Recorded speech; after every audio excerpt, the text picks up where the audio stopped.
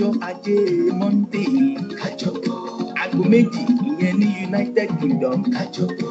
Aago mẹ́ta ọ̀sán ní Nàìjíríà kájọpọ̀. Ó kọ́ni lọ́gbọ́n, ó tún kọ́ni nímọ̀ gí kájọpọ̀. Ọmọ lójú olódù sí kájọpọ̀. Ìjẹ̀ṣà nílé ẹlẹ́ni Rabẹ́ẹ̀ká kájọpọ̀. Ìwọ lọ́lọ́run àfihàn kájọpọ̀. Sọ̀rọ̀ tí yóò di sọ̀rọ̀ dẹ̀ kájọpọ̀. Láàrin fáṣ mo ní kájọpọ̀ tó yẹ kájọpọ̀.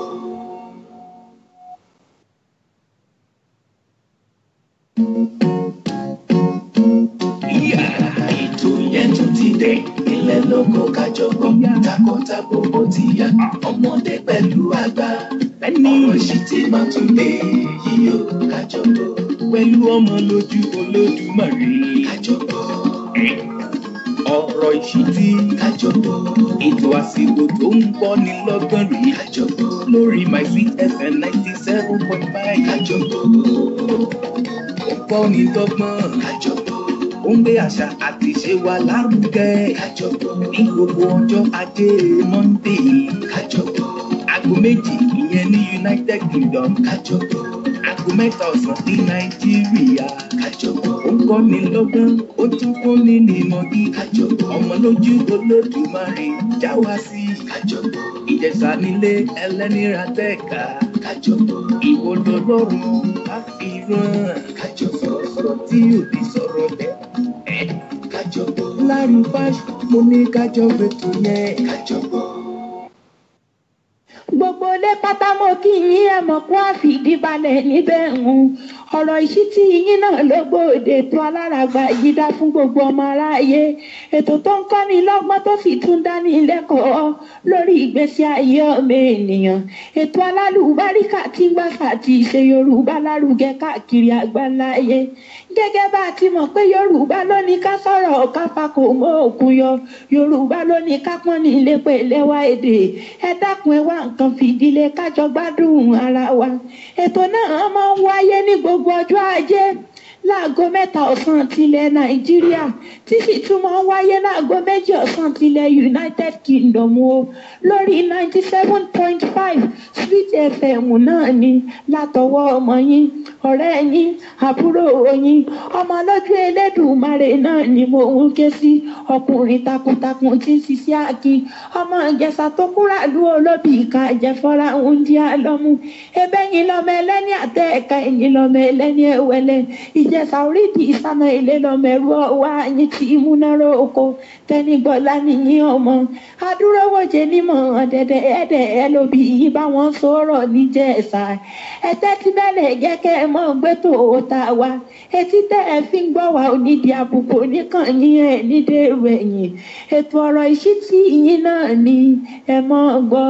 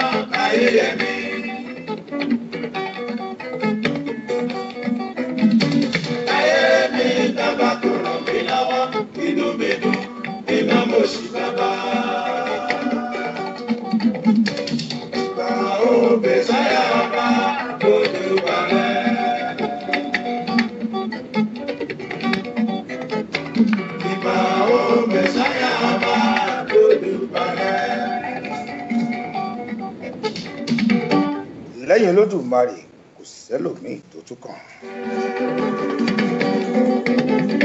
lẹ́yìn ọba àríìrú àlọ́ ọba ajípọ̀jọ́ kúdà kò sẹ́ni bọ́dì tó tún kàn.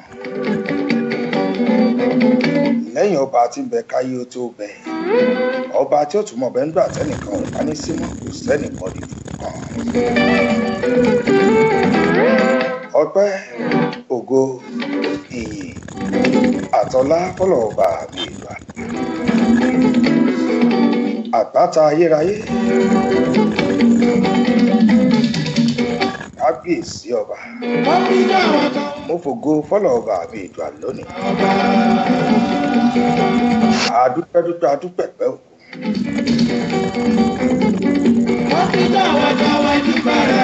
ẹgbẹ́ ọ̀tá ló yẹ ká gbẹ́kẹ̀lé bí kò ṣọlọ́run ọba. ọba tí pé kó yẹ ní. oyígìyigì mi ọba ìlú apánlá tó ṣàyé ró mo sọ mo ní ọba tó ti ń bẹ káyé tó bẹ ọba tí ò tún mọ̀ bẹ́ẹ̀ ń gbà tẹ́nìkan ò bá mi sí. kábíyèsí ọba ọlọ́run mi.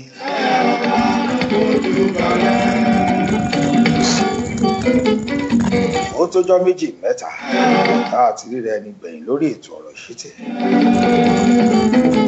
wọ́n ní tójọ́ méjì mẹ́ta láti ríra ẹni gbẹ̀yìn. ẹ̀kú àti náà là kíra wa.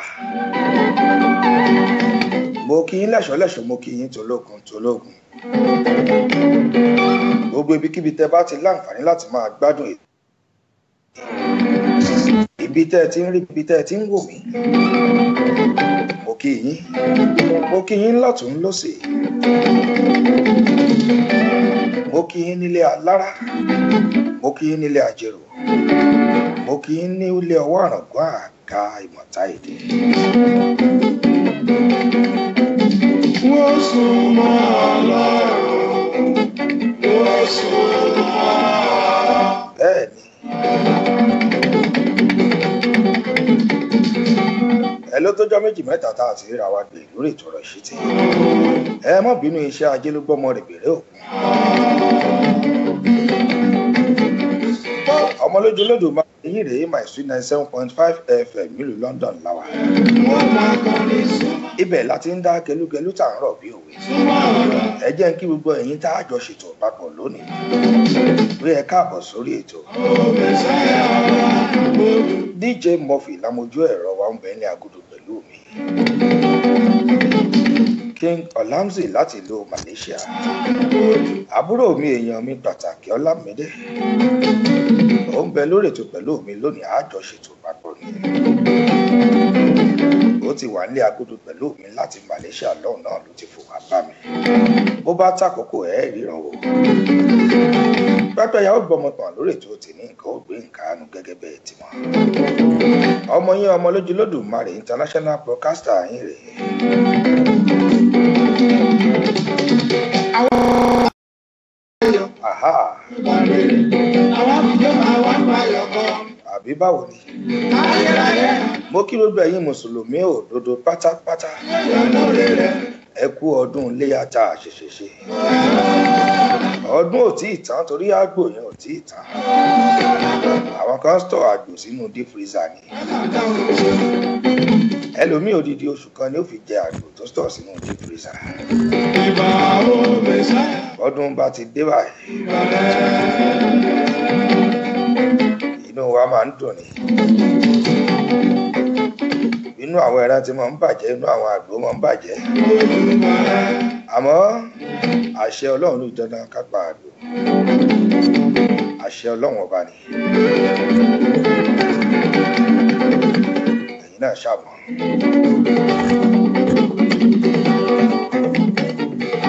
sórí tí ó gbé ẹ̀yin mùsùlùmí òdodo ẹ̀yin tèmi tẹ́ wà lórí ètò ẹ jẹ́ kí n fi orin yìí kí n fi kí yín káàbọ̀ kí n fi dá yín lára yá. ẹ̀yin tèmi tí mùsùlùmí òdodo tí àjọ ń ṣe ọdún iléyá ẹ ṣáàmù bá a ṣe máa ń ṣe náà. ẹ wò ẹ jẹ́ ń gbélé sókè náà àmọ́dá King Sunny Adé.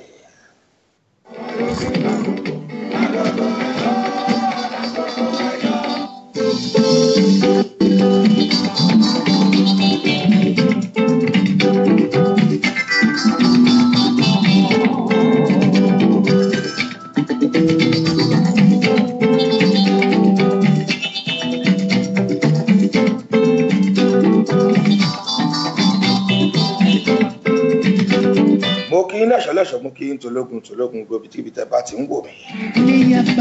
Báríkà de sàlà. Iléyá bá dé ọdún dé, bọ́dún bá dé iléyá ti dé. Gbogbo ẹ̀ kàn wá kọlu ra wọn.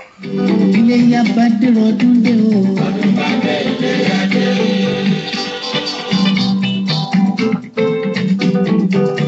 Ẹ jẹ́ n sáré kí ẹ̀yin tèmi tẹ́ darapọ̀ mọ́ mi lórí ètò yìí náà. Kí n máàkì rẹ́gísítà bá a ṣe máa ń ṣe lọ́sọ̀ọ̀sẹ̀.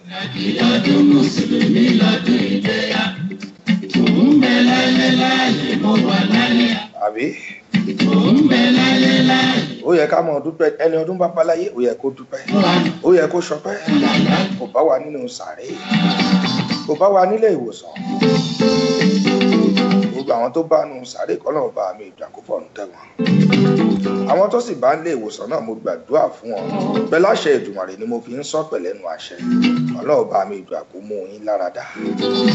Ẹ̀yin tó bá lọ́gbà ẹ̀wọ̀n náà, Ọlọ́run bá mi ìgbà kó ṣíjú àánú wò yín, kó tú yín sílẹ̀ pẹ̀lú àṣẹ Èdùmàrè. Lẹ́yìn náà sì yí padà nínú iṣẹ́ tó bá gbé yín débẹ̀. Kí ikú ṣe pé a fi yọ̀ yín, a fi ń gbórúkọ Ọlọ́run bá ètò àga. Mo tún gbàdúrà lẹ́ẹ̀kan sí gbogbo ẹ̀yin tó wà lórí àkìtì àìsàn. Tẹ̀ǹké títa ríro.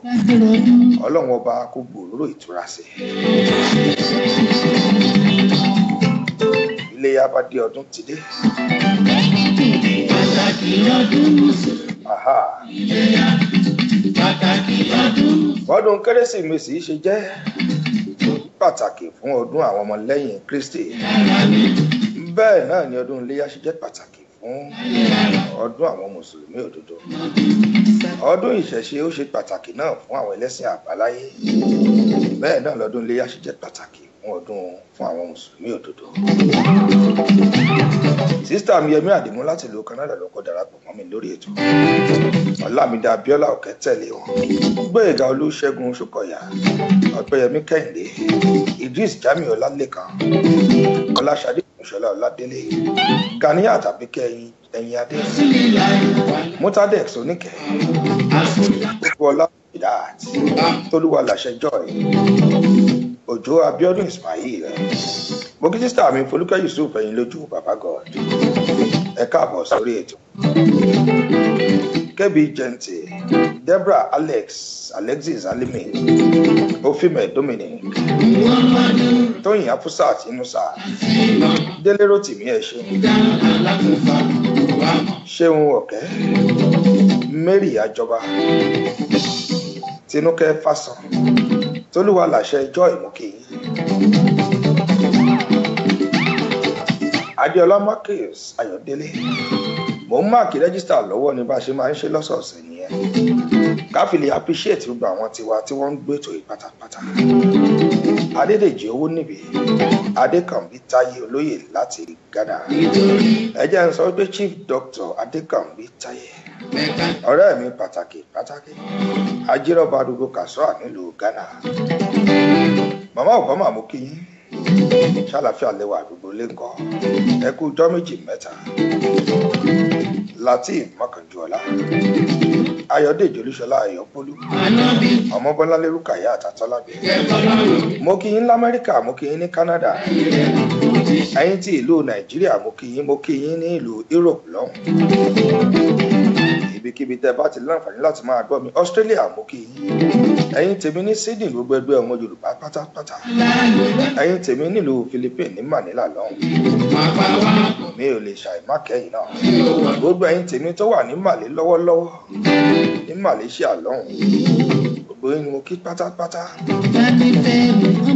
Lábẹ́ alákòóso Prince Ọláwálé Àìná, tí wọ́n jẹ́ aṣíwájú ẹgbẹ́ OPU lọ́hùn àti wọ́n jẹ́ aṣíwájú fún gbogbo ọmọ ẹgbẹ́ Yorùbá pátápátá. Gbogbo yín ni mo kí o. Mo kí yín lẹ́ṣọ̀lẹ́ṣọ̀, mo kí yín tológun. Àbí?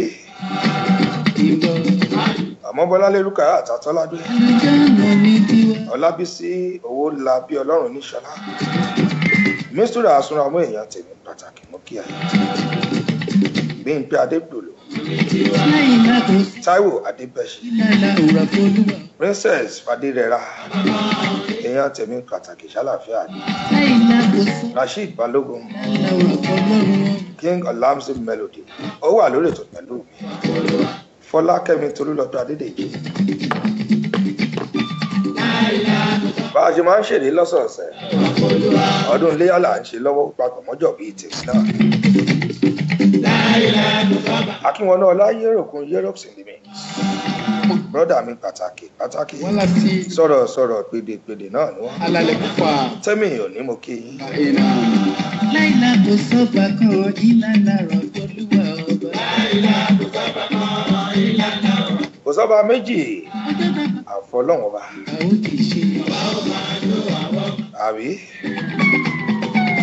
àkàndé ọ̀pẹ́yẹmí olúwa ṣògo mú ìbá àtọ́ládẹ́ǹdé ṣàlàfíà lẹ́wà àdúgbò lẹ́ńkọ́ skin ọlá Alabama one ẹ jẹ́ kí n pàlú ìdáná kí n tó sáré ṣe báyìí fún gbogbo ẹ̀yin tí mo sì wà lórí ọwọ́ nọ́mbà tí mo wà náà. lórí ayé ká kọ́tàbò ẹ jẹ́ ká máa má dé ń wá ṣe mùsùlùmí ayé ká kọ́tàbò ẹ jẹ́ ká máa má dé ń wá ṣe. Very aesticious. Ẹ ṣe káàbọ̀ sórí ètò.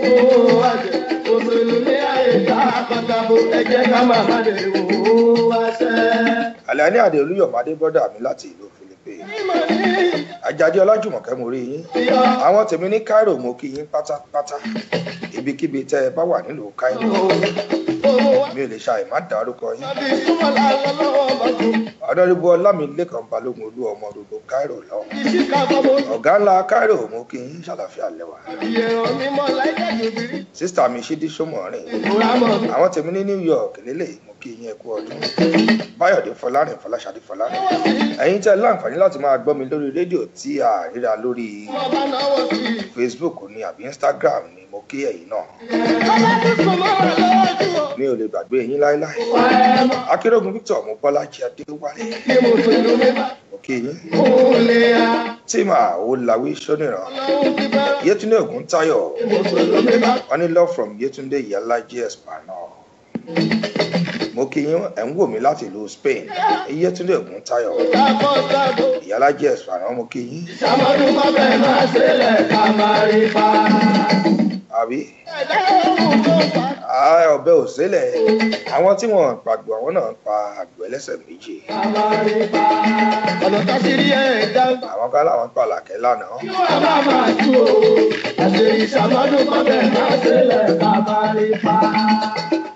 Adérunkẹ́ Sùlé àti Abdulsalam àwọn tèmi ní Dubai mo kí yín náà gbogbo Middle East pátápátá yìí ti Qatar.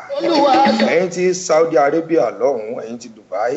Abu Dhabi ilẹ̀ tí ń wò mí mo kí yín. Kabiru Adédèjì Adéríbigbé. Princess Afọláṣadé. Ìyálájẹ Ọmọ́tọ̀ṣọ́. Sísítà mi pàtàkì láti ìlú Canada. Àríkéwú Ṣọlá Ayọ̀ọ́lá. Pásítọ̀ Ọláwálé Ìkọ̀tún ẹ ṣé káàbọ̀ sórí ètò. Fọlákẹ́ Flaky Fudge. Mo rí yín ṣàlàfíà lẹ́wà. Balikis Làwà. Ológun Kevin ọ̀rẹ́ mi láti Philippines kásẹ̀ lẹ̀ mórí ẹ̀. Babalọ́lá Aminata sísítà mi mo kí yín. Chris Bọ̀dé Àlùkò àwọn tèmi ní South nìyẹn South Africa náà. Ibẹ̀ náwó àtàní gbé ń pawó. Ẹ̀kọ́ àsẹ̀yìndé màmá tó relé ń jọ́sí. Wọn náà bá mi ìlú àkúdẹlẹ̀ fún wọn. Jamal Alabu ẹ ṣé. Ayọ̀rìndé Tèmítáyọ̀. Màmá Obama. Mo ju evergreen yẹn sí ni ẹ̀yin náà ṣàmọ̀ lọ́jọ́ kọjọ́. Princess Kudirat Akinsẹ̀ Mọ́yìn. Mo kí yín gbogbo yín pátá ni mo kí. Mo fẹ́ pàlú ìdà lọ́wọ́lọ́wọ́ ni kí n lè tún ju ìmí ṣe. Mo sì ń kí àwọn tèmi lọ́wọ́ ni. A ní pẹ́ bẹ̀rẹ̀ ètò ní pẹrẹwu.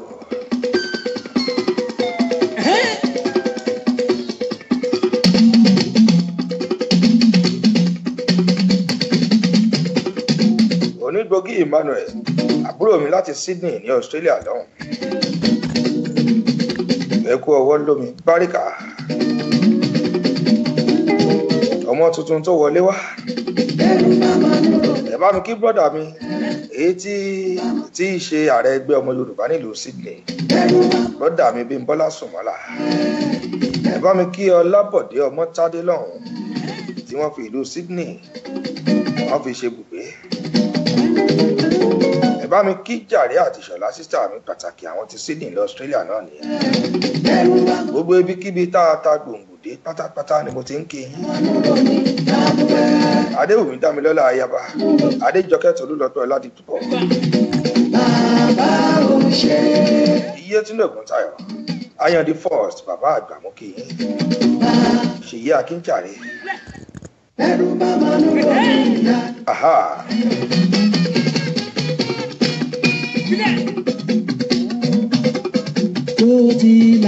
lórí ètò ọ̀rọ̀ ìṣítí ni mo wà my sweet 97.5 FM sísá mi Jennifer Láwà ní mo kí yín aha Ọlọ́run ò já.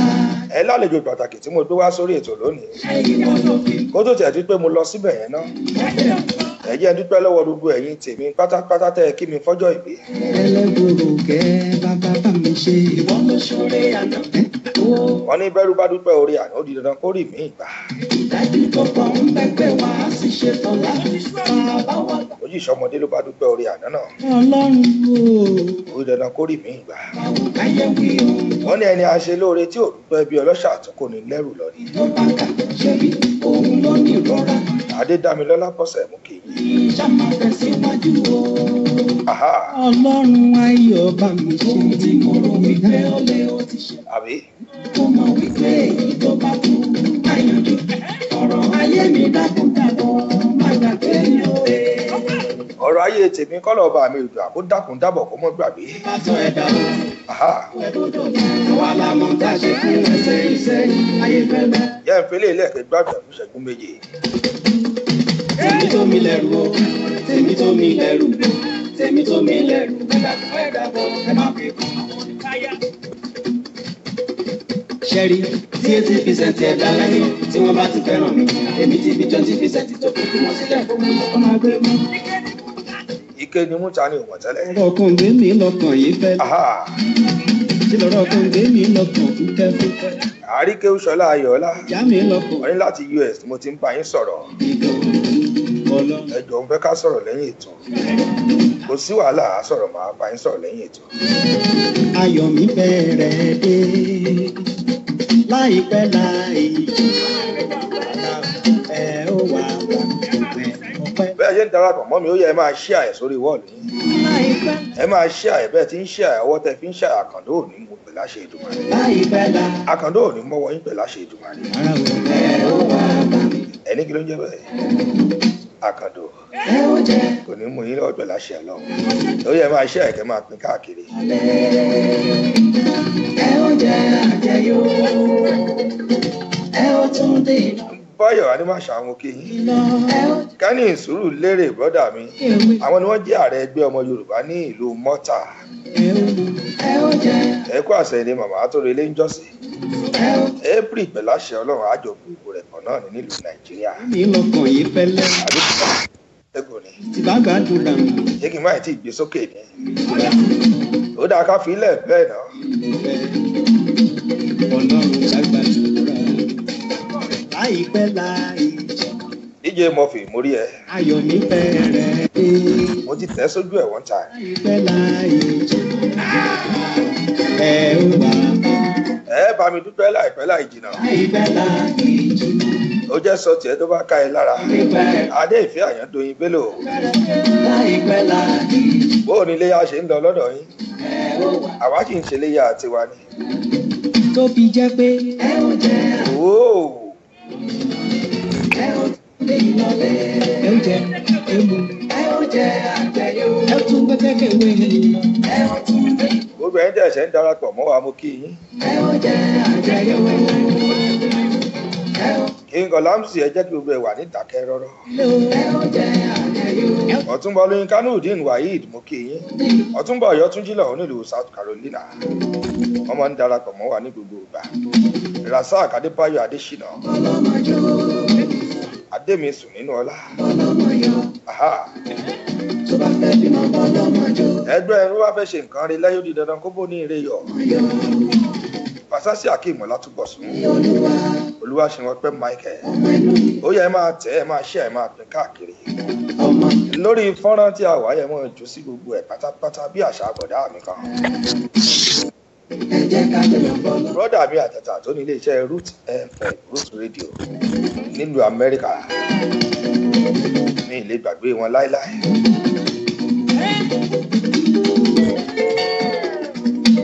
Mo ń fi òránṣẹ́ sí bàbá mi ọ̀gá mi Ọ̀túnba Kọ́lá Olóòtú ọmọ Àdábánijà. Ìwọ àgàn má ronú mọ́ ọ. Wọ́n wà nílùú Saudi Arabia lọ́wọ́lọ́wọ́. Olúwa tó. Àwọn náà ń sọ̀kalẹ̀ àràfà láìpẹ́ yìí. Ẹ̀ẹ́dẹ̀lẹ́ láyọ̀ àti tàlàáfíà. Bàbá tó ṣí. Ọ̀túnba Kọ́lá Olóòtú ọmọ Àdábánijà bàbá mi ọ̀gá mi pàtàkì. Ẹ ti darúgbó. Jímọ̀ Ayọ̀ni Ọláyínká Rasheed. Bí o ní. Bẹ́ẹ̀ bá ti ń ṣe àyẹ̀ máa sọ fún mi kí n lè máa kí yín kí n lè máa dúpẹ́ lọ́wọ́ yín. Ẹ jẹ́ mọ̀ tẹ́ bá ti ṣe ẹ̀yẹn ẹ̀kà ṣáà máa kọ ṣíà. Kí n lè máa porúkọ yín kí n máa dúpẹ́ lọ́wọ́ yín. Fàájì làwa ṣe lórí ètò tòní àwa ṣiṣẹ́. Ọlámídé àbúrò mi láti Malaysia ń bẹ pẹ̀lú mi nílé agbodò àjọ púpọ̀ ni. Lóhun wo bó ṣe ń lọ.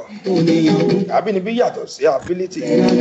Ìjọ mọ̀ pé ká fi nǹkan ráyàn ká bíyàn mọ́ nǹkan ó yàtọ̀ sí kéèyàn máa gbìyànjú. Béèyàn bá kọ bó bá gbìyànjú náà nígbà míì náà ó ti lọ kó mọ̀ ọ́n ṣe. Àmọ́ kì í dàbí àtinúwá.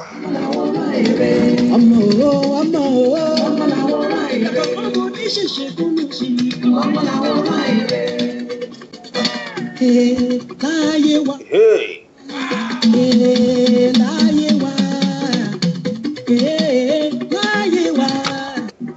Àfọwọ́ wa méjì. Àbí báwo? Àfìgbọ́ máa jò yé. Bọ́dà mi Akínkúyè láti ìlú Canada. Olúwabùsáyọ̀ mi fèyí ṣètàn múra kìyàn. Sísítà mi mo kì í ṣàlàfíà lẹ́wà. Olúwagbémiga Akínrelé jọ ẹ̀. Láyé wa. Ọ̀túnmọ̀ olórin Kanurudeen Waheed wọ́n ní happy Labour Day to all my friends. Wọ́n ní kí gbogbo yín pátápátá. Ẹ̀yin ti US. Sísítà mi Fọlákẹ́mi Ọlọ́run ní Ṣọlá. Àwọn tèmi ní Maryland. Láyé wa. Ọba ṣì ń dára. Zo. Àfọwọ́ wa méjèèjì. Ẹ ṣe gbogbo ẹ̀yin tẹ́ ẹ ṣí àìmórí yín. Ijó ọmọ mo Kò ní bàjẹ́ pátápátá Jamal Alabu. Abiyamọ. Mo kí yín ẹ ṣe. Ijó ọmọ mo jí fòwúrọ̀ mi jóyè pẹ̀lẹ́. Abiyamọ bẹ́ẹ̀ sọ. Olúwabùsáyọ̀ mi fi ṣètàn múra kìyàn. Ijó ọmọ mo jí fòwúrọ̀ mi jó sẹ́yìn. Àwọn kan ní fìlà mi ga jù. Ara ọ̀tọ̀ ni ẹ mọ̀ pé àwa lára àgbà yìí dá. Àwa náà kọ́ ọlọ́ọ̀bà mi ìdùn àná ẹ̀. Ọlọ́ọ̀bà ló dirí ẹwà fákùkọ tí a ní Sweet FM. Bẹ́ẹ̀ bá gbọ́kàn lọ́lọ́run ọba ó yí dandan pé nǹkan kó ṣe é ṣe fún un. Ẹ mọ̀ lọ ẹ mọ̀ bọ̀ ní ìkọ́kàn ìkọ́. Kì í kọ́ kí ni lẹ́sẹ̀. Ẹ̀yin náà parí ẹ̀ fúnra yín mi ìfẹ́ pọ̀fọ̀ lórí ètò. 1, 2, 3, 4.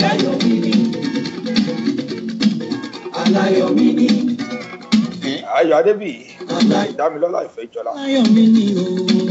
Aláyọ̀ mi ni. Aláyọ̀ mi ni Jésù. Aláyọ̀ mi ni. Aláyọ̀ mi ni o. Aláyọ̀ mi ni. Aláyọ̀ mi ni. Jésù Kristi bàbá. Aláyọ̀ mi ni. Ẹ wo mi ìrọ́jọ́ múso olókùn mi ìfẹ́ pẹ́ púpọ̀ lórí ètò torí àwọn tèmi tí wọ́n fi data wọn láti Nàìjíríà tó fi ń pètò yìí kò yí sì kéèyàn mọ gbé bẹ́ẹ̀ kó mọ lo data. Aláyọ̀ mi ni. Aláyọ̀ mi ni. Olúwakẹ́mi ìjọ ẹ̀ ṣe. Ẹ̀yàpá ní bàṣà ọlá Jésù Kristi. ní ẹ̀kú ètò from Malaysia. Ẹ ṣe. Aláyọ̀ mi ni.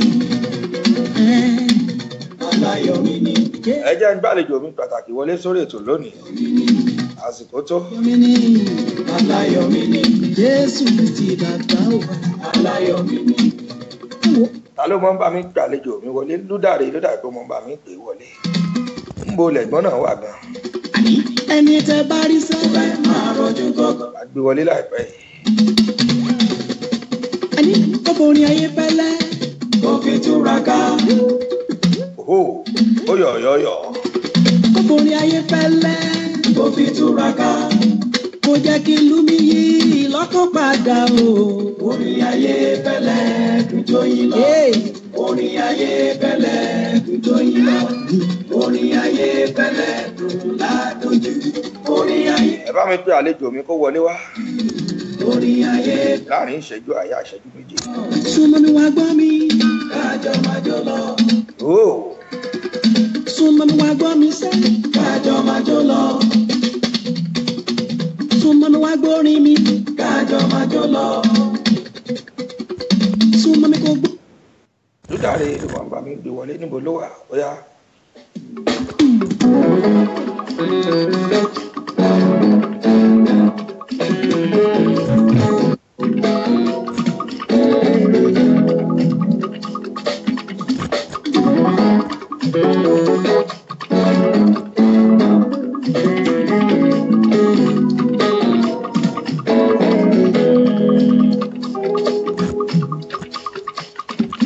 Ẹgbẹ́ mi kẹ́lẹ̀ lóye torí mo jẹ́ dúdú. Dúdú mi. Mo dúpẹ́ mo ṣọ̀fẹ́. Mo dúpẹ́ lọ́wọ́. Díje mo fi òye ẹgbẹ́ àlejò mi sátẹ́gùn. Ẹ ṣí aṣọ lójú eégún. Ó kó ewúrẹ́ kó máa fọhùn bí èèyàn. Áfíríkà motherland ilé ní ilé ń jẹ́. Ọmọ́tọ́lá ní ọ̀nà dẹ̀kọ́. Ẹ ṣí àìtò yìí sí wọ̀ọ̀lù yín. My bride. Mo dúpẹ́ lọ́wọ́ orí. Mo dúpẹ́ ẹlẹ́dàá tó ti mo gbà fún àwọn mi o. From north to south, from east to west of the African continent. Black is bold and beautiful. Títí kárí ayé. So, àlejò mi pàtàkì ẹ káàbọ̀ sórí ètò.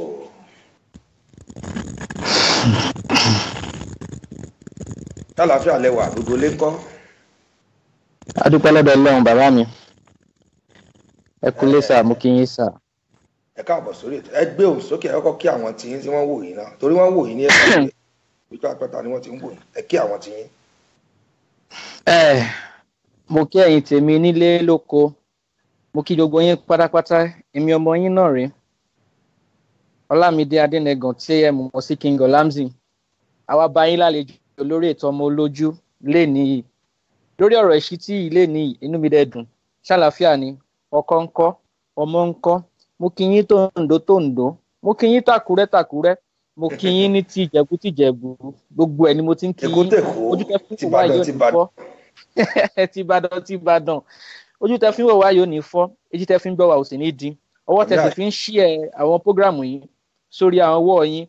Ọwọ́ náà ẹ fi máa ṣe nǹkan rẹ lórúkọ Jésù. Àmì àṣẹ Èdùmàrè. Ojú tán fi ń wò wá kò ní fọ́, etí tán fi ń gbọ́ wa ò ní di pẹ̀lú àṣẹ Èdùmàrè. Ẹ bá mi ẹ kọ́kọ́ gbé òun sókè náà káwọn èèyàn mọ̀, ẹ fáwọn èèyàn lọ́wọ́ kán mọ̀ nǹkan tó ń ṣẹlẹ̀, kán mọ̀ ẹ tó wà lórí ètò. Ẹ̀yin tèmi ṣe ń gbádùn mi bí mo ṣe ń ju logo mi. Àlẹ́yìn tèmi ṣe ń gbádùn mi bí mo ṣe ń ju swag mi. King Olamzi ló ń bọ́ lọ́wọ́ akọ́là fọ́mọ lórin o. King Olamzi mà ló ń bọ́ lọ́wọ́ akọ́là fọ́mọ lórin o. Tí bá sọ pé yàn bàbá àgbà ṣẹ̀rí Ọlámídé tẹ́rí yẹn bàbá àgbà ni o. Ọmọ wọn lílù ọ̀wọ̀ aláṣẹ King Olamzi tó kárí ayé. Èmi ni mo ní jùjú mi. Olamzi pèdè àsìkò tó pélékè o. Alẹ́ mi mo ní jùjú mi yẹ òye mi o. Olamzi pèdè àsìkò tó pélékè o. Wọn ò nífẹ̀ẹ́ lòmíì ṣe mí láyé mi. Ọmọ lójú èmi gangan lèmi ìyá ọmọ tí lọ pọ̀ jù. Wọn ò nífẹ̀ẹ́ lòmíì ṣe mí láyé mi. Èmi gangan lèmi ìyá ọmọ tí lọ pọ̀ jù. Èmi mò ń pèdè àsìkò lágbolé orin. Ohun yìí yóò ṣàjòjì kẹ́ wá gbọ́ mi o. Orin lẹ fẹ́ o, orin ń bẹ. Ijó lẹ fẹ́ o, ijó ń bẹ. Tẹ́ bá ti wá gbórin Olamzi kẹ́yà máa jó. Ẹ̀fẹ̀ kì í pọ̀ jù, ọ̀rọ̀ kì í pọ̀ jù, ìjà kì í pọ̀ jù torí sọ̀rọ̀ mi ló pa wọ́n o. Bó ṣe wà nìyẹn bàbá, gbogbo yín pátápátá ni mo kí. Ó ga jù.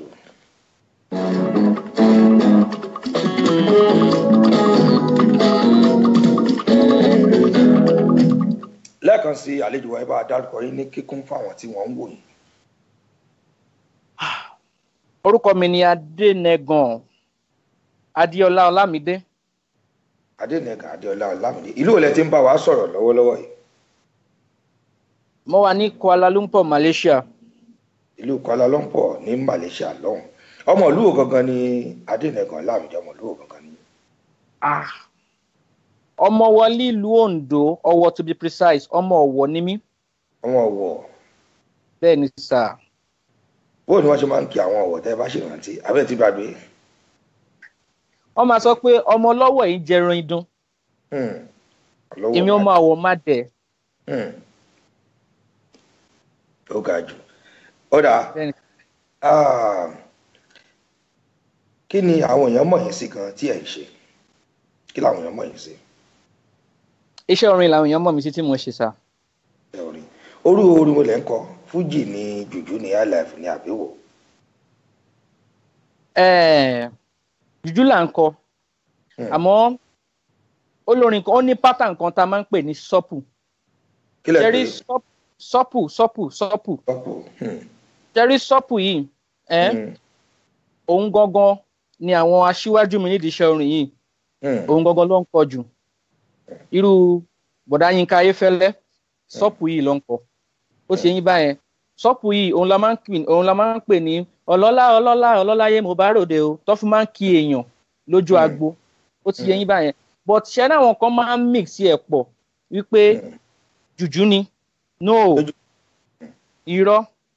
Tẹ́ bá fẹ́ gbọ́ ìtìlẹ̀ jùjú gangan ẹnu àwọn bàbá wa Ebenezer Obey Commander, ẹnu àwọn bàbá wa King Sunny Adé Aládéníyì, ó ti yẹ yín báyẹn. Ẹnu wọn gbogbo lẹ máa ti gbọ́ jùjú. But ṣẹ́rí irú àwa yìí a ṣẹ̀ṣẹ̀ create ẹ̀ ní. Ó ti yẹ yín báyẹn. Mo lé ọ̀gá nídìí iṣẹ́ sọ́pù yìí Túnṣe. Àwọn wà nílùú Nàìjíríà. Ó ti yẹ yín báyẹn. Àwọn gangan ni sọ́pù creator. Ó ti yẹ yín báyẹn. But èmi ni sọ́pù creator nílùú Asia. Ó ti yẹ yín. So pattern yẹn yàtọ̀. Àmọ́ àwọn èèyàn kan máa ń pè yín jùjú torí pé ó jẹ́ high life tó fi máa ń kíyàn. Ó ti yẹ yín báyẹn. Àmọ́ sọ́pù gangan ni. Tọ́pù yẹn tún gbé sókè ẹ jẹ́ káwọn èèyàn tún gbọ́, káwọn èèyàn dá mọ̀ pé sọ́pù lélẹ̀ ó yàtọ̀ sí ẹ tún gbé sókè. Sọ́pù yẹn mo fọ ilé pé ẹ̀yin tèmi ṣe ń gbádùn mi bí mo ṣe ń ju logo mi. Ó ti yẹ yín báyẹn. Sọ́pù music ni irú pattern yẹn. Pattern tó fi máa ń kíyàn ó yá bẹ̀rẹ̀ mọ́lẹ̀ kójó. Ó ti yẹ yín báyẹn. Kó jíjó Elédùmarè dáadáa. Ó ti yẹ yín ọlọ́láyé mo bá ròde. Ẹ̀tọ́jú ọmọ lójú ọlọ́rọ̀ mi ni. Ó ti yẹ yín báyẹn. Ó ń gbádùn ó yẹ ẹ kì mí ọmọ lójú Olódùmarè láti Iléṣà ọmọ Iléṣà ó yà mọ ó ń gbádùn. Ó ti yẹ báyẹn. Ṣé Iléṣà ni àbí Ìjẹ̀ṣà? Iléṣà ni ìlú, Ìjẹ̀ṣà ni èdè tá à ń sọ bọ̀ ìlú gangan ni Iléṣà. Òkè Ìjẹ̀ṣà lédè tẹ́ ń sọ torí ló máa sọ pé òkè ló máa ní pé ọmọ Ìjẹ̀ṣà orígi ìdáná ilé lẹ́rú ọwá tí múná roko Ìjẹ̀ṣà yìí ọlọ́rọ̀. ọmọlóbì kan wọ́ tiriwọ́ ọmọlóbì kan wọ́ tiriwọ́. Ó ti yẹ yín báyẹn. Ó wá lórí ta máa ń kọ a máa ní pé kàrí ọ̀nà o mo bá Jẹ̀ṣà ròde Ìbò kàrí ọ̀nà o mo bá Jẹ̀ṣà ròde Ìbò. Ó ti yẹ yín tó ká mọ̀ bótó lọlé lóru ká mọ̀ fi ọ̀pá pọ̀ lọ́pọ̀lọ́ péjọ ó tó gbà wò tẹ́ ti bẹ̀rẹ̀ iṣẹ́ tẹ̀ ṣe. Ó ti ṣe díẹ̀ ó ti èyí tí a fi bẹ̀rẹ̀ sí ní fi ṣe iṣẹ́ ṣe gangan tí a mú professionally ó ti yẹn báyẹn láti ọdún year 2006. year 2006 ó dá ẹjẹ́ ìbẹ̀rẹ̀ tó báwo gangan lẹ ṣe bẹ̀rẹ̀ gan-an ṣé ẹ̀kọ́ ṣe ni àbẹ́ ní talent ẹ̀ ni àbí wọ́n bí yín mọ̀ ní báwo lẹ ṣe bẹ̀rẹ̀. Ṣe rí abínibí yàtọ̀ sí ability ó ti yẹn báyẹn ṣe rí ọ̀tọ̀ ni kéèyàn ní talent ọ̀tọ̀ ni kéèyàn wá tún ní ìmọ̀ kún ó ti yé yín. Bí mo ṣe bẹ̀rẹ̀ iṣẹ́ yìí ni pé mo ti ń kọrin láti ìgbà tí mo wà léèwé tí mo wà kékeré ó ti yé yín. Mo ti ń kọrin láti ìgbà tí mo ti wà ọmọdún 5 àmọ́ take it serious nígbà yẹn. Ìgbà tí mo máa fi pọ́ ọmọdún 7 ọmọdún 8 9 mo join choir torí ọmọ sẹ̀lẹ̀ ni mí nígbà yẹn ó ti yé yín. So ìgbà tí mo join choir yẹn gbà yẹn ó wá happen wípé a máa wá ń lọ kákàkiri mo kéré gan torí mi ò yọ́nlẹ̀ rárá. So tá bá ṣe open crusade báyìí wọ́n máa ń gbé mi sórí bench kọrin níta gbangba ó ti yé yín. Ọ̀gá mi choir master wa ń gbà yẹn evangelist Maurice Balogun ó ti yé yín báyẹn àwọn choir master wa. So àwọn ni mo máa ń tẹ̀lé kákàkiri nígbà yẹn wọ́n máa mú mi lọ kọ solo performance gbogbo ẹ̀ everywhere everybody ṣáà máa ń pípẹ́ àdìbò lọ́tí rọ́mọdé ilé lọ́tí rọ́mọdé mo dẹ̀ máa ń gba ọ̀pọ̀lọpọ̀ ẹ̀bùn ó ti yẹ yín báyẹn tí tó fi di pé Ọlọ́run gbé wa débi tá a dé ìsà. Ó ga ó jẹ́ bẹ́ẹ̀ ṣe bẹ̀rẹ̀ nìyẹn. Bẹ́ẹ̀ ni sà. Ẹ jẹ́ kí n béèrè báyìí pé nígbà tí ẹ nífẹ̀ẹ́ sí orin kíkọ kí ló wá jẹ́ nǹkan tó jẹ́ pé ó sún yín débi pé ó dáa kẹ́kọ̀ọ́ fi ṣe iṣẹ́ ṣe èyí táwọn iléèbó pè ní kí ló motivate yín gan débi pé kẹ́yìn ọ̀kan kẹ́ fi ṣe iṣẹ́ ṣe. Ṣe rí ọ̀rọ̀ tẹ́ béèrè yìí ó jẹ́ nǹkan tó jẹ́ pé tí n bá ti rò gan mo máa ń dúpẹ́ lọ́dọ̀ Ọlọ́run. Ṣe rí mo wá láti ìdílé tó jẹ́ pé a máa ń pe ọ̀rọ̀ kan ní large family láti iṣẹ́ pé tó tóbi ó ti yẹ yín báyẹn àmọ́ iṣẹ́ mọ̀ wípé nídìílé wa a ti produce a lot of genius àwọn ọ̀jọ̀gbọ́n ó yẹ báyẹn ní Adénẹ́kan family wọ́n máa mọ̀ dáadáa lílo ọ̀wọ̀ ó yẹ báyẹn a ní doctors a ní lawyers a ní pharmacists à ń kàwé gan lágbolé wa àmọ́ èmi nìkan ni Ọlọ́run fi ẹ̀bùn orin sí lára ó ti yẹ yín báyẹn iṣẹ́ wa jẹ́ èmi nìkan ni Ọlọ́run fi ẹ̀bùn yín sí lára so iṣẹ́ ìwà jẹ́ iṣẹ́ tó jẹ́ pé àwọn òbí mi ò support ẹ̀ látilẹ̀ ó ti yẹ yín because ẹ mọ̀ dáàdì mi ni second born bàbá wọn àwọn ẹ̀gbọ́n wọn tó jẹ́ first born àwọn ọmọ wọn ṣì wà university mi ti ṣetán gan mi ti graduate tó ti serve ó ti yẹ yín so dáàdì mi wọ́n wà wò pé báwo lọmọ tèmi ò ṣe ní kàwé yẹ pé ìdí iṣẹ́ orin ló fẹ́ yà sí ọ̀rọ̀ mi yẹ yín báyẹn so mi ò lè ṣe nǹkan kan mi ò lè gba show tó bá invite mi kí n wá kọrin ní night vigil àbí kí n wá kọrin láwọn programs mọ́mísí mi ìyá mi nìkan ni mo máa ń bá wọn sọ̀rọ̀ wípé ẹ wá o mo fẹ́ gbé ẹ̀yìn fẹ́ǹsì nǹkan báyìí mo lọ ṣe nǹkan báyìí mo lọ ṣe nǹkan báyìí mo lọ ṣe o adúpẹ́ pọ́pẹ́ ló já sí lọ́jọ́ tòní ṣá so dáàdì mi ò support ẹ̀ rárá ó ti fi eyín tó di ẹsẹ̀ pé lọ́jọ́ kan ti dáàdì mi pè mí pé wá owó tó wà lọ́wọ́ mi yìí ṣé kí n fi rán ẹ lọ lé ìwé ni àbí kí n fi ra irinṣẹ́ fún ẹ kí n kúkú mọ̀ pé ó ti yẹ nìyẹn. orin ni kẹ́ mọ́ kọ́. ó ti yín báyẹn mo rò ìgbà tí mo dẹ̀ ń sọ mo wà ní SS3 nígbà yẹn mo ti ṣe WAEC tán mo wà admission sí school mo wá wò pé ok mo wá wò pé Ọlọ́run ìfẹ́ ẹ̀ ni kò ṣe láyé mi o tó bá jẹ́ pé o ò ní fi ẹ̀bùn yín sí mi lára o ó yẹ yín so mo wá wọlé pẹ̀lú ìyá mi àjọ sọ̀rọ̀ àjọ làás papọ̀ gbẹ̀ngbà tí mo wá school náà mo join our music department tó yẹ pé a tún form band a máa ń lọ show a máa ń lọ wedding gan ó ti yẹ yín báyẹn ní school báyẹn so títí àmọ́ ìgbà tí mo wá dé ìlú Malaysia mo máa wò pé nǹkan tó motivate mi pé ok jẹ́ kí n ṣiṣẹ́ orin lórí wípé mo rí iṣẹ́ orin gẹ́gẹ́ bí iṣẹ́ tó máa fi oúnjẹ òòjọ́ sórí tébù mi. Sórí tébù. Ó ti yẹ yín báyẹn. So torí àwọn nǹkan tó fà á tí mo fi wò pé iṣẹ́ orin yìí in fact tí n bá ṣiṣẹ́ yìí gan Ọlọ́run gan lè bínú. Pé tẹ́ ẹ bá ṣiṣẹ́ orin. Ọlọ́run máa bínú náà because ó máa wò pé wọ́n ní bá ṣe mọ̀ nínú Bíbélì yìí pé ó fún àwọn kan talent àwọn kan lọ rí mọ́lẹ̀ ẹ̀ṣẹ̀ ó ti yẹ yín báyẹn ó fún mi ní talent mo dẹ̀ discover ẹ̀ ó tún jẹ́ kí n lè discover ẹ̀ very young kò ń ṣe pé bóyá pé mo ti dàgbà kí n ṣe máa crack orí mi pé àbọ̀mà lè kọrin irọ́ mo ti discover ẹ̀ very long ó ti yẹ yín báyẹn nǹkan tó fà á tí mo fi wò pé Ọlọ́run mo ti kàwé fine mo ti ṣe gẹ́gẹ́ bí àwọn òbí mi ṣe ṣe àmọ́ ó máa ń ní level tí òbí tó lè sọ pé àwọn fẹ́ capture ọmọ tó ó ti yẹ yín ṣùgbọ́n pé dé ìlú Malaysia mo rí wípé àwọn oníjùjú ò pọ̀ a ní gospel artist tó pọ̀ lù yìí ó ti yẹ yín báyẹn but ká kọ̀ máa lọ sí church ká máa kọrin ìyẹn ò dí mi lọ́wọ́ wọ́n máa ń pè mí sí church mo máa lọ kọrin church ó ti yẹ yín a lot of church as a matter of fact gan Ọlọ́run tún ṣe tó jẹ́ pé àìmọye award tá a ti gbà best gospel artist of the year àwa tá à ń kọ jùjú ó ti yẹ yín báyẹn so Ọlọ́run bẹ́ẹ̀ ti ṣe báyẹn nǹkan tó motivate mi nìyẹn wípé kò sóní jùjú ńlú yìí kò sóní jùjú ńlú yìí.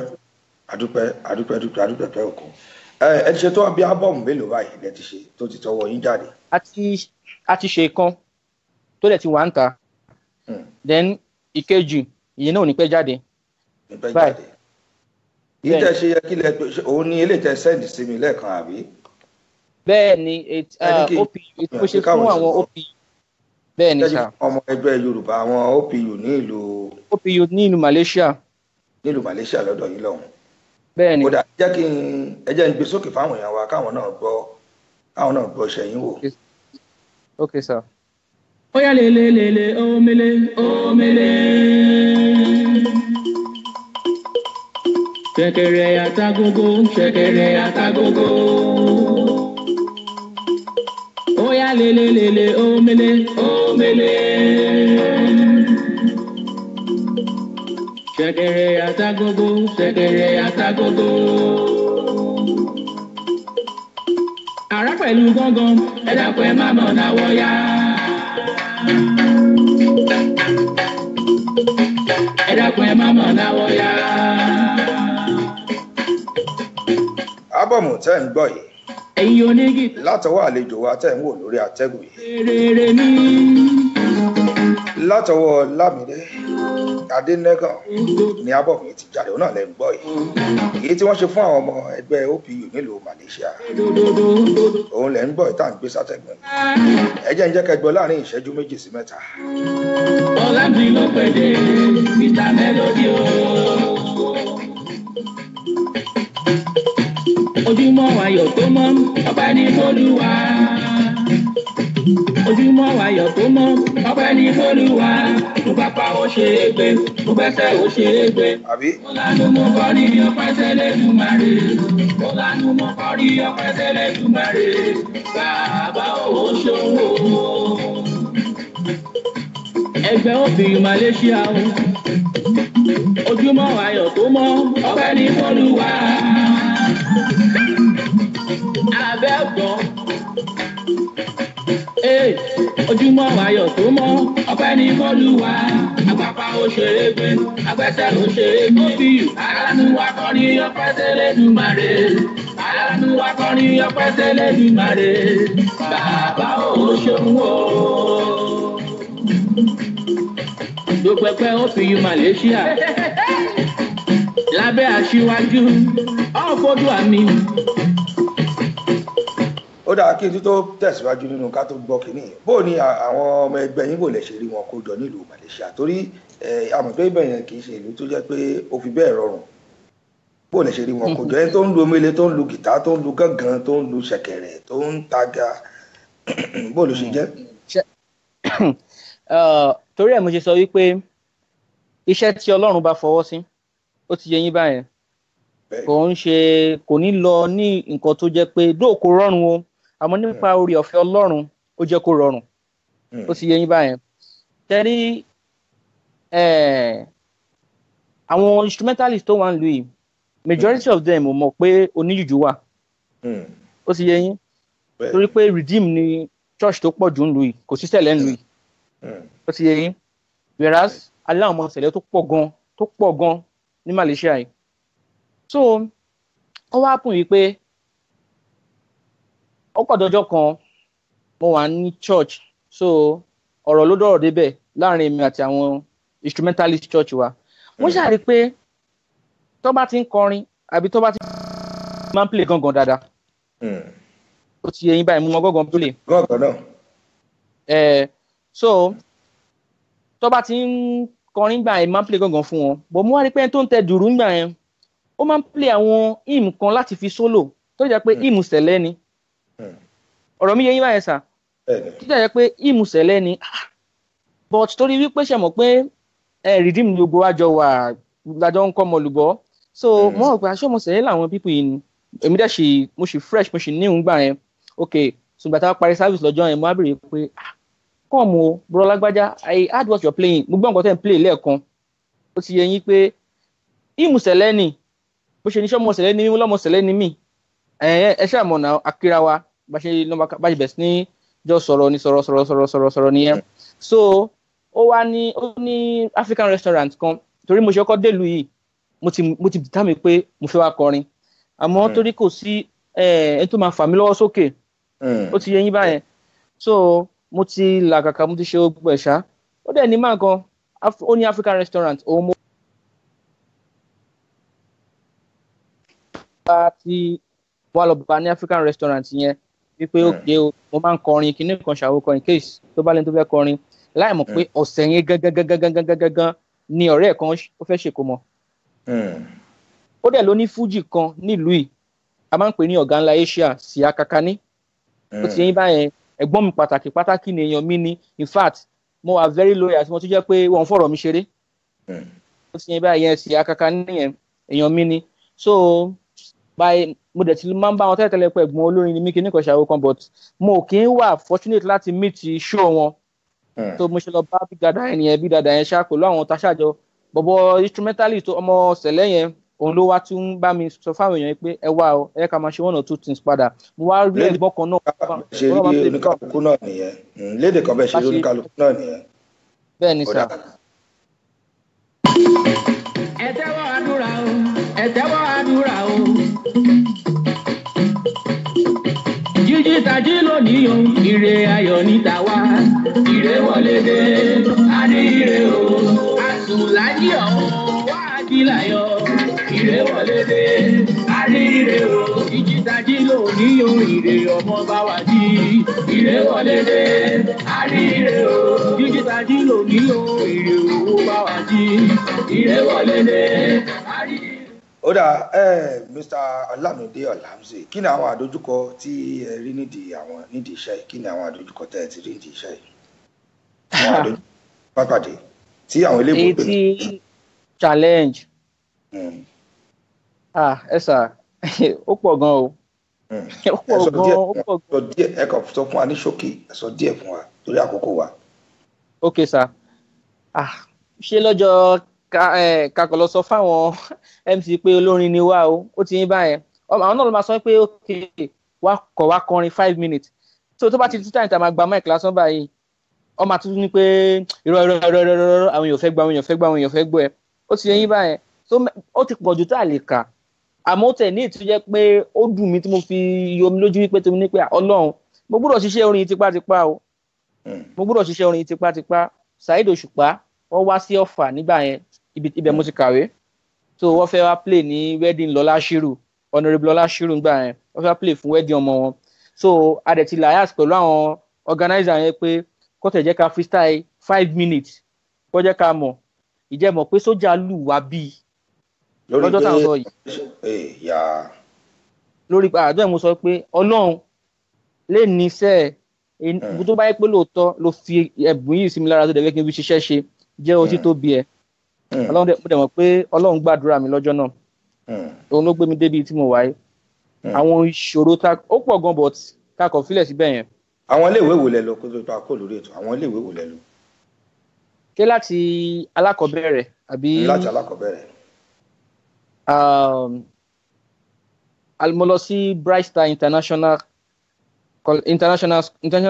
Primary School wọ́n ní oríṣiríṣi branch káàkiri Èkó but ti branch wọn ní Ìkòròdú ni mo lọ ní Ògòlóńtó Májídó Ògòlóńtó then ìgbà tí mo ṣe tán mo rí admission sí Igbókúta Modu College àmọ́ torí torí owó ó ti yé yín báyẹn a lè process ẹ̀ báyẹn so mo lọ sí Ìpàkòdó Grammar School nígbà yẹn Ìpàkòdó yẹn ni mo ka from GSS 1 to GSS 3 so from there mo lọ sí Government College Ìkòròdú ní Dìrókò so ibẹ̀ mo ti ṣe mo ti parí SSC mi so from there adẹ̀wọ́ admission di tí Ọlọ́run gbàkóso admission sí Ọ̀fà nígbà yẹn bó tẹ̀ jẹ́ pé pre-ND la gbá wọlé ó ti yẹ yín báyẹn so from there bàtà ṣe tán lọ́fà adẹ̀ tó tẹ̀síwájú a lọ sílùú Ìlọrin àti lọ kàwé ńbẹ̀.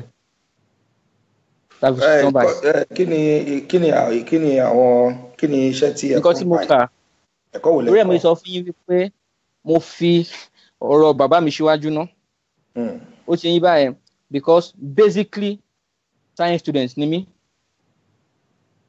ó yẹ yín báyẹn sir science student ni mí so ní ND mi mo study SLT èyí tá à ń pè ní Science Laboratory Technology ó ti yẹ yín báyẹn then ní BSc mi mo study microbiology ẹ rí i pé kò tantamous mo ṣe orin rárá. kọ́lọ̀ ọba tó wá ní pé iṣẹ́ orin yìí ni ẹ fi ṣiṣẹ́ ṣe. bẹ́ẹ̀ ni sà. ọmọdé ní iṣẹ́ tó ń ṣe àbí ń bọ́ látòrí ọ̀la ń gbọ́ ìyẹn ń bẹ nílùú Amẹ́ríkà ẹ̀gbọ́n tolúwa tó yìn o.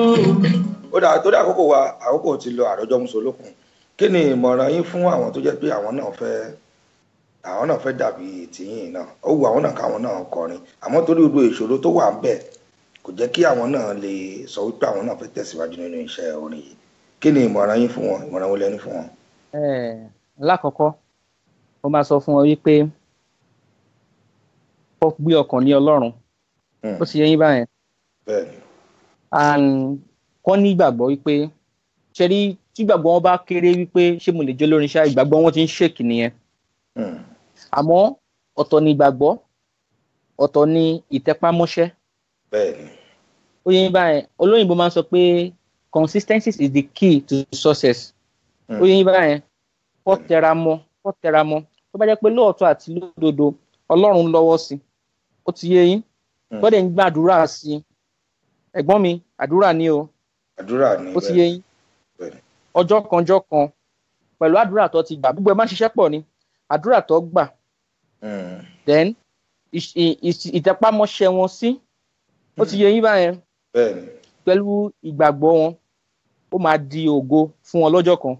á di ògo fún wọn lọ́jọ́ kan ó dà ẹ ṣeun kó tó pé alọ lórí ètò pé aláwọn méjì mẹ́ta tí wọ́n fẹ́ bá yín sọ̀rọ̀ ẹ já wo nọ́mbà tí wọ́n lè pè wá sí ẹ pè wá sórí plus láti ìlú UK ẹ pè wá sórí +44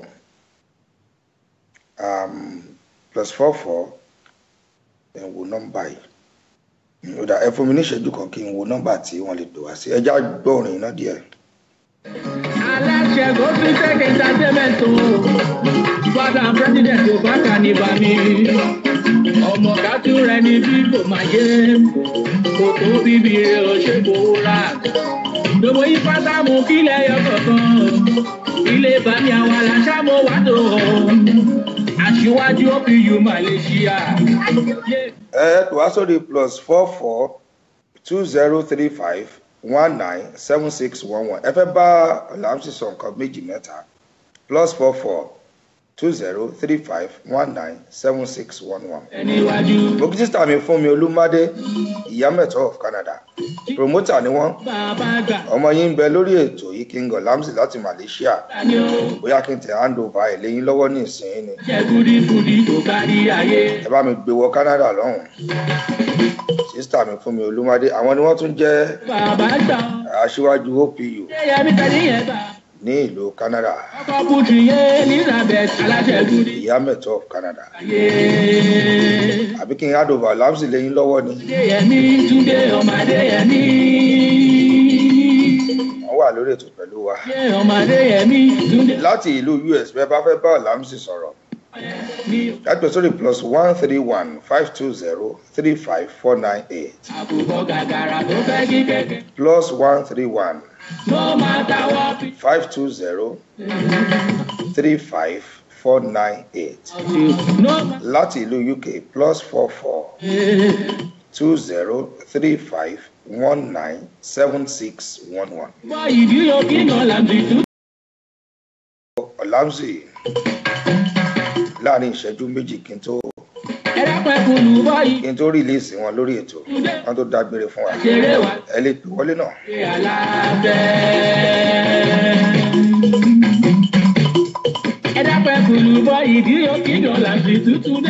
orin tẹ́ ń gbọ́ lọ́wọ́ yìí láti ọwọ́ King Ọlámsì ni Malaysia Kuala Lumpur náà wà tó ti ń pawó ẹ̀yẹ́ ń sáré gba ìpè. Hello, ẹ káàbọ̀ sórí ètò. Hello, ẹ káàárọ̀. Ẹ káàárọ̀, ṣàlàáfíà lẹwà gbogbo lé ńkọ́? Àlàáfíà làwà o. Àtàkì ọ̀gbẹ́ni àlàáfíà ni o. Ìyá Obama ló ń sọ̀rọ̀ láti ìlú Amẹ́ríkà bí mi ò bá ní ṣí. Bẹ́ẹ̀ni o. Ọmọ yín Ọlámsì ló wà lórí ètò, bóyá ẹ̀yin náà ló máa gbé wa Amẹ́ríkà pẹ̀lú àṣẹ Ọlọ́run kó wá ṣeré fún yín bẹ́ẹ̀. Lágbára náà, Ọlámsì báwo ni o, bàbá mi? Mo wá pa mà ẹ ra mà ẹ pẹ̀lẹ́ mà. Bàbá mi, àtọ́nà ipa ohun ẹ̀ o, ohun ẹ̀ dùn ó dẹ̀ sọ ma dùn dáadáa ní ìṣẹ́mọ́ aráyé rẹ̀ o. Àmì Jésù ẹ ṣé gan mà Ọlọ́run àtúbọ̀ máa tọ́jú ẹ̀yin náà mà ẹ ṣé gan mà. Àmì bàbá máa ń ṣe ní ìsìn lágbára náà. lágbára Ọlọ́run mà gbógun jẹ́ tọ́lọ́run mà. Inshallah ojú ẹ̀rẹ̀ sí ẹ o. Àmì Jésù àmì àṣẹ Èdùmàrè. God bless you. Amen ma. Ẹ ṣé. Màmá o. Thank you very much o. Ẹ ṣé mà. Ẹ ṣé mà. Ọmọ ìmúrípọ̀ aláìkú rẹ̀ gan. Ó tún bó ti àṣìfẹ́ kó gbóhùn sókè gan. Bá ń kọ́ni fún yẹn ó bá máa gbóhùn sókè. Ó lẹ́gà náà wà láìpẹ́ àwọn tòmótà tó máa pa ọ̀pọ̀ tó ń gbé ní. Alpha Omega mò ń kí wọn. Kò ní bàjẹ́ fún wọn àwọn ẹlẹ́jẹ́ kí n rí Abbas Akande Obesere gbé wá sórí ètò láìpẹ́ yẹn. Mo kí yín bàbá Alpha Omega kò ní bàjẹ́ fún yín ẹ ṣé. Bá ń gbé orin sókè bá ń kíyà Obama bá ń forin kíyà Obama l'Amẹ́ríkà. Tí n bá sọ pé èèyàn máa gbà màmí Obama tẹ́rí yẹn máa gbà ní o. Àní tí n bá sọ pé èèyàn máa gbà màmí Obama tẹ́rí yẹn máa gbà ní o. Ìlú Yankee lọ wà ọtọ́ tí ń gbé pàwó wálé. Ó tó o ṣeun ẹja gbà pé mí màmá ẹ ṣé mà kò ní bàjẹ́ fún yẹn ṣé. Yes. Hello ẹ ti wọjú òpó. Hello ẹ káàbọ̀ sórí. Táyé Adéṣínà láti ìlú Amẹ́ríkà. Bẹ́ẹ̀ni sá. Ọ̀làmsì ló wà lórí ètò ẹ kí.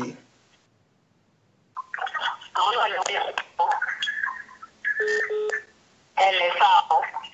Wọ́n kí Ẹ̀rá máa o. Ẹ̀rá máa. Ẹ sá o, Ọlọ́run á túbọ̀ máa fi agbára dọ̀tun. Àmì Jésù. Àmì Jésù. Àmì Jésù. Ẹ kú iṣẹ́ náà. Ẹ wo ẹ ṣé gan mà ẹ ṣé mà. Ìmọ̀ràn lè máa gbà yín rí pé gbogbo ohun tẹ bá ń ṣe tẹ bá ti fà lọ́lọ́run ní ọwọ́. Tó bá ti jẹ́ pé ìgbà ni ẹ̀rọ ń jẹ́ òṣèlú ẹ̀. Bẹ́ẹ̀ni. Àṣeyọrí máa ń tẹ̀lé mi. Bẹ́ẹ̀ni. Gbogbo effort tí lórúkọ Jésù àìbàtì rẹ̀. Àmín. Àmì Jésù. Àmì mà. Ẹ̀kọ́ sí mi. Àmín. Bẹ́ẹ̀ni mà. Àmì Jésù. Yes ma ẹ ṣé gan ma. Ẹ ṣé àdúgbò wa. Olúwa ló ṣe bá. Ẹ ṣeun ma. Tí mo ti tọ̀wọ̀tọ̀wọ̀ dárúkọ wọn. Yé bàbá Olúwa o. Yé bàbá Olúwa o. Princess Adéníkẹ́. Òde Adéyẹmí Olóòtú. Aya rere lọ́dẹ̀dẹ̀ ọkọ o. Ìyá Olóòtú ọlọ́rọ̀ mi ni. Gbogbo yín pàápàá làkè. Báyìí tẹ̀ ṣe ń darapọ̀ mọ́ wa lórí ìtẹ́ máa ṣe àìsí wọ̀lú yìí. Adénẹ́gàn Ọlámídé ló wà lórí ìtọ́ pẹ̀lú mi tí obìnrin mọ̀ sí King Olamzi láti ìlú Malaysia. Àwọn tí Malaysia gan ń pè wọlé àwọn láyìn yẹn bísí. Ẹni tó pè láti Malaysia yẹn padà pè lẹ́ẹ̀kan sí ẹjọ́ torí Ọlọ́run. Láyìn yẹn bísí ni. Ẹ jẹ́ kí n gba ìpè yín kan oṣù láti Malaysia kí n tó rìlíìsì King Olamzi kó tó máa lọ torí àkókò tiwa náà. Mo kí Captain Sunday Adébòmí wọ́n darapọ̀ mọ́ mi lórí ètò. Àwọn náà jẹ́ olùdíje fún ipò gómìnà ní ìpínlẹ̀ Èkìtì lọ́hùn lábẹ́ àsíá APC. Wọn kì í fi mílẹ̀ nígbà kọ̀ọ̀kan. Ọ̀túnba Òfẹ́ Afọláyan Babalọ́lá mú kí yín sà. Ẹ jẹ́ ń gba ìpè láti Malaysia náà ló ti ń wọlé wá. Hello Dikola. Hello ẹ ti wọlé sójú òpó ó sì fẹ́ kípè náà jágere láti Malaysia ni wọ́n ti ń pè. Hello èyà hello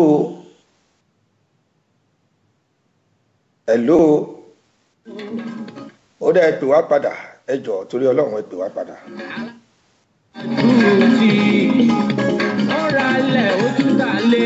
Ìpè yẹn ń wọlé àwọn tí láti Malaysia ni wọ́n ń pè wọlé. Èrò tọ́jú ọmọ bá wo. Rashid Tọ́ṣọ́ ẹṣẹ́ wọ́n tún ti pè wọlé láti ìlú ẹ̀ náà ni. Hello.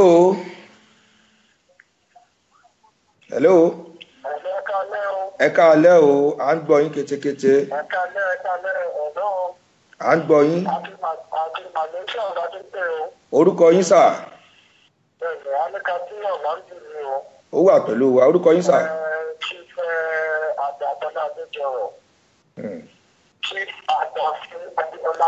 Chief Ọ̀dọ̀fin kílẹ̀ pé. Bàbá mi nìyẹn. Ọ̀dọ̀fin ìlú Ọ̀wọ̀, Ọ̀dọ̀fin ìlú nìyẹn. Bàbá mi ló ń pè. Ọ̀dọ̀fin ìlú Ọ̀wọ̀, ó dà, Ọlámsì náà ń gbọ́ yín bàbá.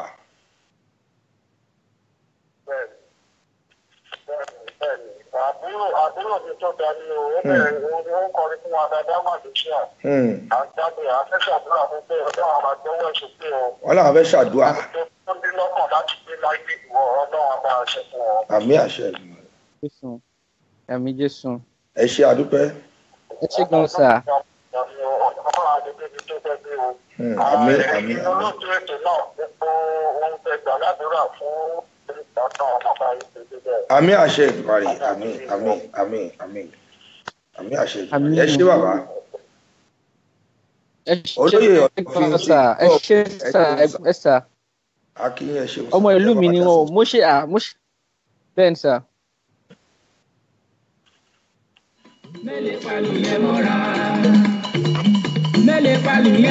Ọ̀rọ̀ àìdò tí mo fẹ́ kó wọlé náà ló ti wọlé torí àròjọ múso lókùn lórí ètò yà nípẹ́ lọ. Ọlámsì ẹ fún àwọn èèyàn ní nọ́mbà yín kẹsì fún ní dágbére fún ẹ kọ́ fún wọn nọ́mbà yín náà in case tá a máa fẹ́ pè wọ́n fẹ́ bá yín sọ̀rọ̀ ni ẹ fún wọn nọ́mbà yín. +60 +60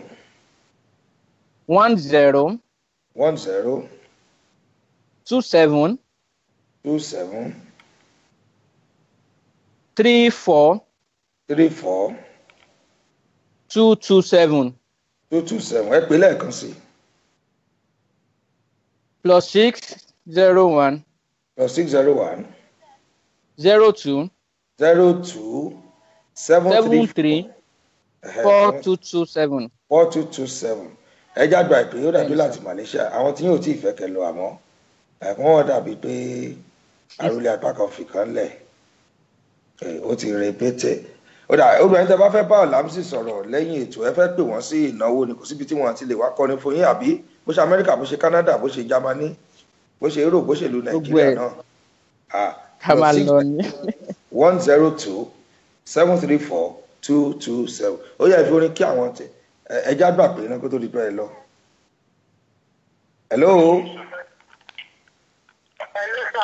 Hello sà ẹ káalẹ́ o. Hello à ń gbọ́ yín ketekete o. Ẹ̀yin nǹkan tẹ́ fi ń gbọ́ wa lẹ́ẹ̀kẹ́ lè gbọ́ wa dáadáa.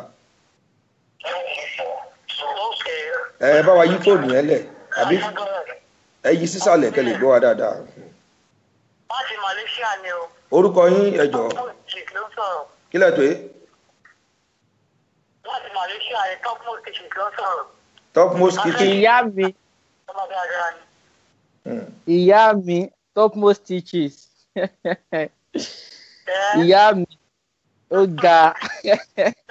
Ọmọ wọn ló ń lo ẹgí yẹn kí mo gúnrò ní tèmi.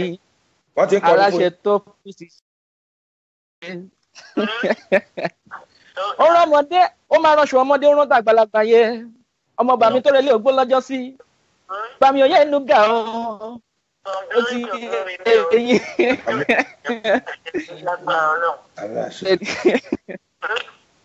Ẹ ṣé bàbá. Ẹ ṣé máa.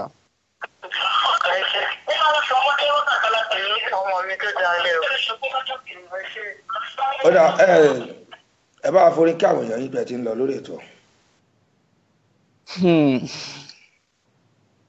Ó rà kí mú lára orin tí mo ṣẹ̀ṣẹ̀ ṣe fún ọ kí n kọjú track ẹyọ kan tí mo sọ pé ó ń gbá yágíyágí lára mi o ó ń gbá yágíyágí lára mi o àló ń gbá yágíyágí lára mi o ó ń gbá yágíyágí lára mi o orin Ọlámsì yìí ti dùn jù ìṣe ló ń ṣe yágíyágí lára mi o ó sẹ̀rì mọ̀dọ̀dọ̀ lára mi o ọmọ lójú ó sẹ̀rì mọ̀dọ̀dọ̀ lára mi o alórin Ọlámsì yìí ti dùn jù yé o ó sẹ̀rì mọ̀dọ̀dọ̀ lára mi o.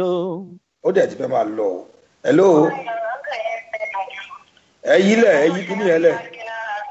Ẹ yí kíní yẹn lẹ̀ dáadáa. Hello, ẹ yí kíní yẹn sísàlẹ̀ kẹ́ lè gbọ́ wa dáadáa, ẹ yí lẹ̀.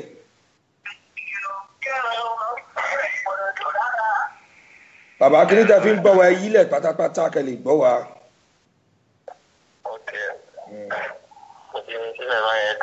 Ẹ káalẹ́ orúkọ yín àti ibi tẹ́ ti ń pè wá.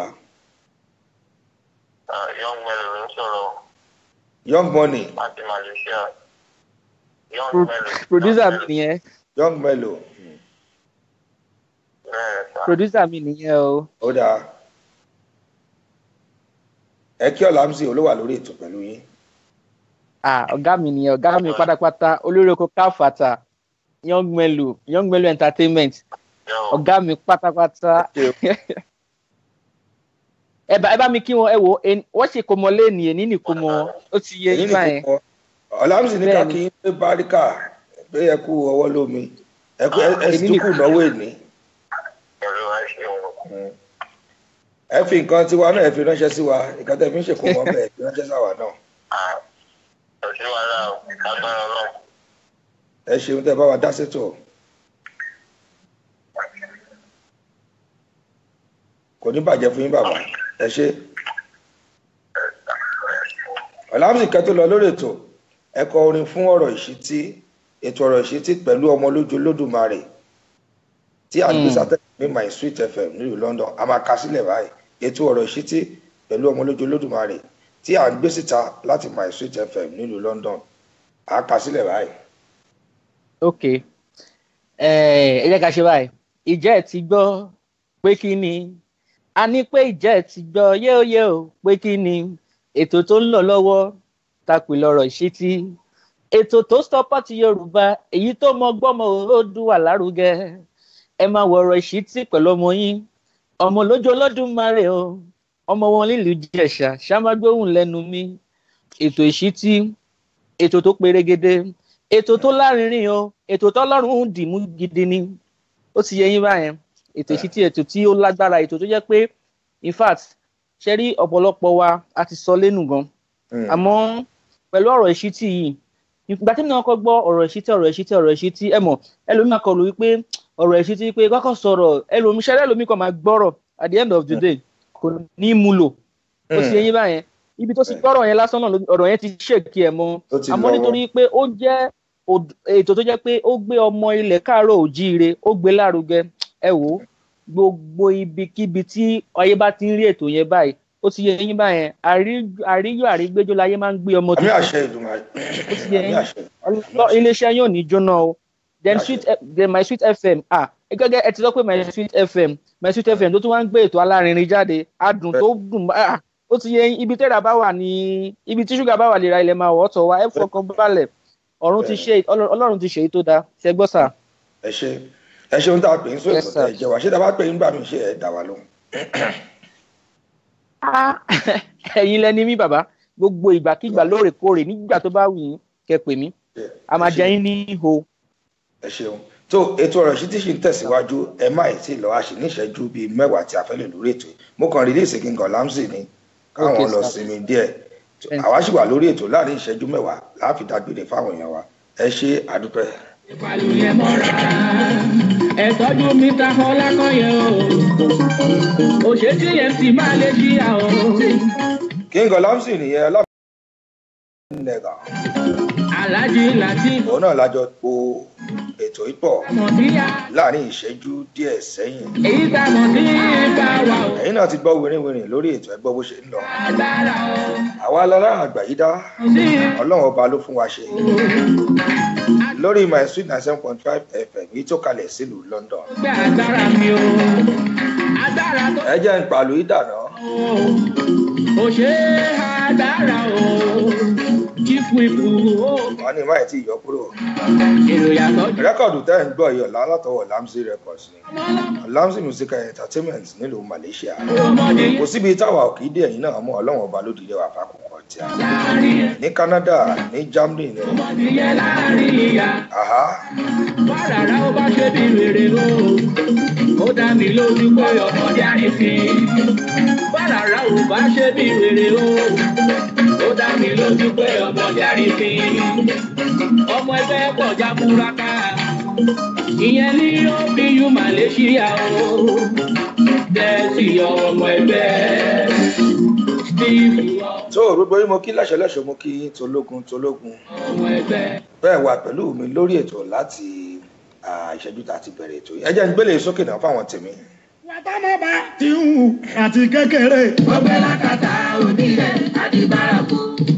díjẹ́ mo fi gbé mi sátẹ́gùn. wàtánàbà ti ń hù àti kékeré. mi ò bá kàtà onílẹ̀ àdìbàràkú. bọ́lọ́mọdé ọ̀ṣẹ́ fi sílẹ̀ àti kékeré. torí pé òkú ìyá kan. fàájì ṣì ń ṣàn lórí ètò ọ̀rọ̀ ìṣítí. ẹ̀yin náà máa gbọ́ orin. àti kékeré. torí pé òkú ìyá kan ló máa fẹ́ máa rán. alámọdé ọ̀ṣẹ́ fi sílẹ̀ àti kékeré. torí pé ìwà bàbá òun ló máa fẹ́ máa. bẹ́yìn náà báwo nílé ayé yìí. ọmọdé ọ̀ṣẹ́. ọmọ kékeré ò ṣeé fi ilẹ̀. torí pé ìwà tí bàbá àti ìyá bá wò òun náà lọmọ ó tẹ̀ mọ́lẹ̀ òun náà lọmọ ó mú. ó fi dáwọn ọmọ rẹ̀ kọ́lé dálábì tọ́jú. wọ́n ní òwú ìyá gbọ̀n òun lọmọ òun dandan. ọlámilékan fìjà bí ẹ ṣe Victoria ọláníyì ẹ ṣe. torí bí ò ṣe ọmọ lè pàṣẹ tó ṣe jẹ. ọmọ bá lè yá yàkúyà àgbójú. bẹ́ẹ̀ bá ń sọ̀rọ̀ àwòkọ́ṣe tẹ̀ ń sọ̀rọ̀ role model. bí ò ṣe ọmọ lè pàṣẹ tó ṣe. jẹ́ ẹ mọ̀ pé ara àwọn òbí ló ti bẹ̀rẹ̀. àgbójú lógún. bá a bá ń sọ̀rọ̀ role model tá à ń sọ̀rọ̀ àwòkọ́ṣe. ìgbà mìíràn ìwé bá a bá ń sọ̀rọ̀ aṣíwájú. ara àwọn òbí ló ti bẹ̀rẹ̀. ọwọ́ tó o bá fi mú ọmọ rẹ láti kékeré. ọwọ́ tó o bá fi tọ́mọ rẹ láti kékeré. àwọn àgbà máa sọ wípé ilé àfitọ́mọ èrè ní òwò. ó bá tọ́mọ rẹ láti kékeré. ọmọ tí wọn tọ́ òun yóò padà wá gbélé tá a kọ́ta. ẹ̀yin náà kúkú mọ̀ pé ọmọ tó bá dá àǹtí bàbá.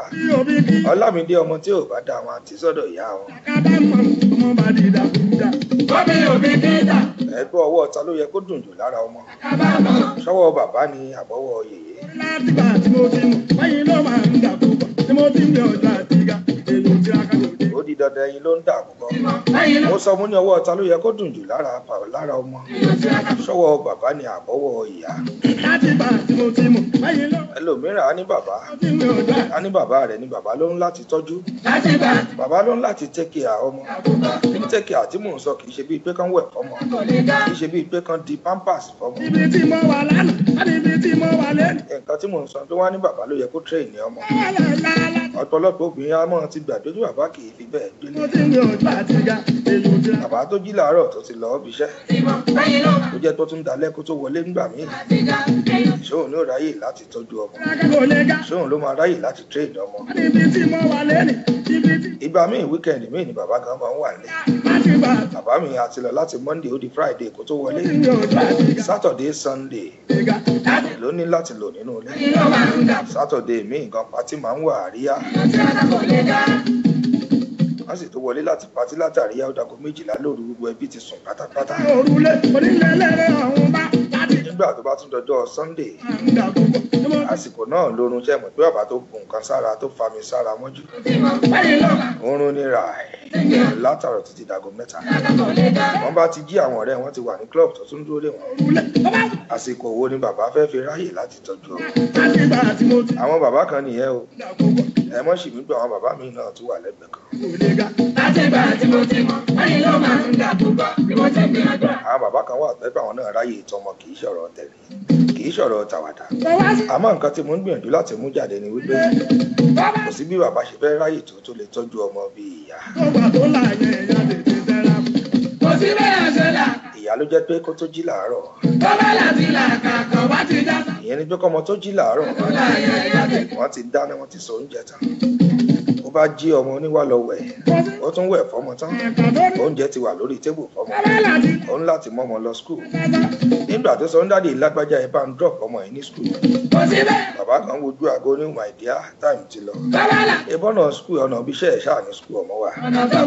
ìwọ náà drop ẹ o ṣáà ní mọ́tò torí kí ni mo ṣe ra mọ́tò fún ẹ. ìyá náà tún ní ó dà kò sí wàhálà. Junior já lọ.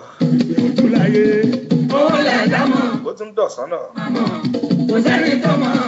ìyá ló tún lọ mọ́ wọn ní skul bàbá wa ní nání lè lọ mọ́ wọn ní skul ìgbà míì wá ojú àwọn òbí òkè ìgbà ojú ìyá òkè ìgbà pé kí nání lọ mọ́ wọn ní skul ó di dandan ó máa yà ó máa lọ gbé nǹkan ẹ̀ á tún bẹ̀rẹ̀ sí ń ṣe oúnjẹ fún un nílé òun láti tẹ̀ sí bẹ́ẹ̀dì lọ́wọ́ alẹ́ Ọ̀túnba Ọ̀fẹ́ Babalọ́lá Àfọlá wọn ní iṣẹ́ ńlá ni ìyá ṣe. Kò lè rẹ́ ńlá torí kò sẹ́ni tó wà. Adémísì ní wọn ní bàbá àti ìyá ló yẹ kó tọ́jú ọmọ. Bẹ́ẹ̀ ni àwa náà gbàgbé bàbá àti ìyá ló yẹ kó tọ́jú ọmọ. Àwọn ìgbà kan wà tó jẹ́ pé ọmọ lè yáwọ́ mọ́ ìyá lọ́wọ́. Ṣẹ́gun táwọn ọmọ ọ̀sìn wọn kì í bẹ́ẹ̀ bẹ̀rù ìyá mọ́ bíi bàbá. Ìgbìyànjú ìfọ́. Ibi tí ìyá bá ti ń wẹ́gbà káàkiri tó fi fẹ́ pọ́nìṣì ọmọ. Kò lè rẹ́. Èkó lásán ni bàbá àgbọ̀ júnior jókòó mẹ́ òkè gbọ́rọ̀ pam. Bàbá rà ń kó kàn wá gbọ́ dádì ẹ̀kún bẹ̀rẹ̀ ni. Àwa tún lọ sáré bá ìyá látún bẹ̀ẹ́. Bàbá tún lẹ́wọ̀ rí o, tẹ́lẹ̀ yọ. Ilé tàwa fi tọmọ èrè ní o. Ìyá olè. Báwo lẹ ṣe tọmọ yín sí? Ìfẹ́ni tó wà, òòtà ó ṣe là, lójú láyé. Owó lẹ̀ dámọ̀, owó lẹ̀ dámọ̀ mọ̀, kò sẹ́ni tó mọ̀, òòtà ó ṣe là. Saheed Òṣùpá lẹ̀ gbọ́ ẹ̀ nínú ábọ̀ òun tested. Side 2 ẹ̀ ni mò ń tẹ̀ sátẹ́gùn. Lógún ọ̀la, ẹ̀kọ́ máa lógún ọ̀la. Saheed Òṣùpá ń sọ, ó ní kílẹ̀ lè fi lọ́mọ lọ́wọ́. Wọ́n ní education is the best kidney. Dandan ni kó kọ́ṣẹ́. Best legacy tẹ́ ẹ lè fọ́mọ yín. Òòtà ó ṣe là, lójú láyé. Bàbá mi á nítorí òun kàwé alọ́mọ òun lè kàwé. Ayé ti lajú jù bẹ́ẹ̀ lọ bàbá. Òòtà ó ṣe là. Nígbà táwa wà níbi tiẹ̀ yìí. Àwọn máa ń tẹ̀lé dáadé wa lọ sóko ni. A máa ń bá wọn kiri aṣọ. Tó bá ń ṣiṣẹ́. Òṣùmà ló tẹ̀ ní bàbá àti wa. Àmọ́ a lè fi ayé ìgbà yẹn ká fi wáyé sí. Ṣé téèyàn bá kọ́ṣẹ́ mọṣẹ́? Kò lè dàbí ti gbà. Exactly. Ọmọ tí ò bá kàwé ẹ fi sẹ́nu iṣẹ́. Dàbí ti ti gbà. Iṣẹ́ bá dòwó. Nígbà tó bá kọ́ṣẹ́ tó bá mọṣẹ́ gan. Ṣé o tún wá dá? Ó ní ìdí àwọn nǹkan kan tó fi lè fẹ́ gbẹ̀mú. A ní kò ní sàtífíkẹ́ẹ̀tì. Títọ̀ ọ̀gá ló kọ́ ẹni iṣẹ́. Ṣùgbọ́n ìwọ ló lérè. Àìgbọ́. Lórí iṣẹ́. Òtítọ́ ọ̀gá ló kọ́ ẹni. Olúkẹ́ Yusuf ẹ̀yin lójú bàbá God sísá mi. Ọ̀gá ló lórí. Wọ́n lòdòdó ọ̀rọ̀ ni. Wọ́n lọ́mọṣẹ́ tó kọ́ṣẹ́ nìyẹn. Ọlá Bísí. Ẹni tó mọṣẹ́. Káyé bá lọ́mọṣẹ́. Ìyá Àkàdé Ọ̀ṣun. Mi ò gbọ́ kó máa lé. Ẹni tó mọṣẹ́. Pàtàkì nǹkan tí mò ń sọ ni wípé Ẹni ká kọ́ mọ̀ kó wẹ̀. ẹ jẹ́ ká tọ́ ọmọ wa kó gbẹ̀kọ́.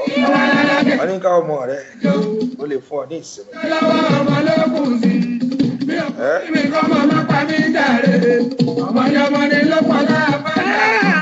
Ọlọ́ọ̀bá kú ọmọ rẹ̀ ń ṣá. Ṣé ká mọ̀? Ọmọ ni wọ́n lò ló tọ̀ láàbá.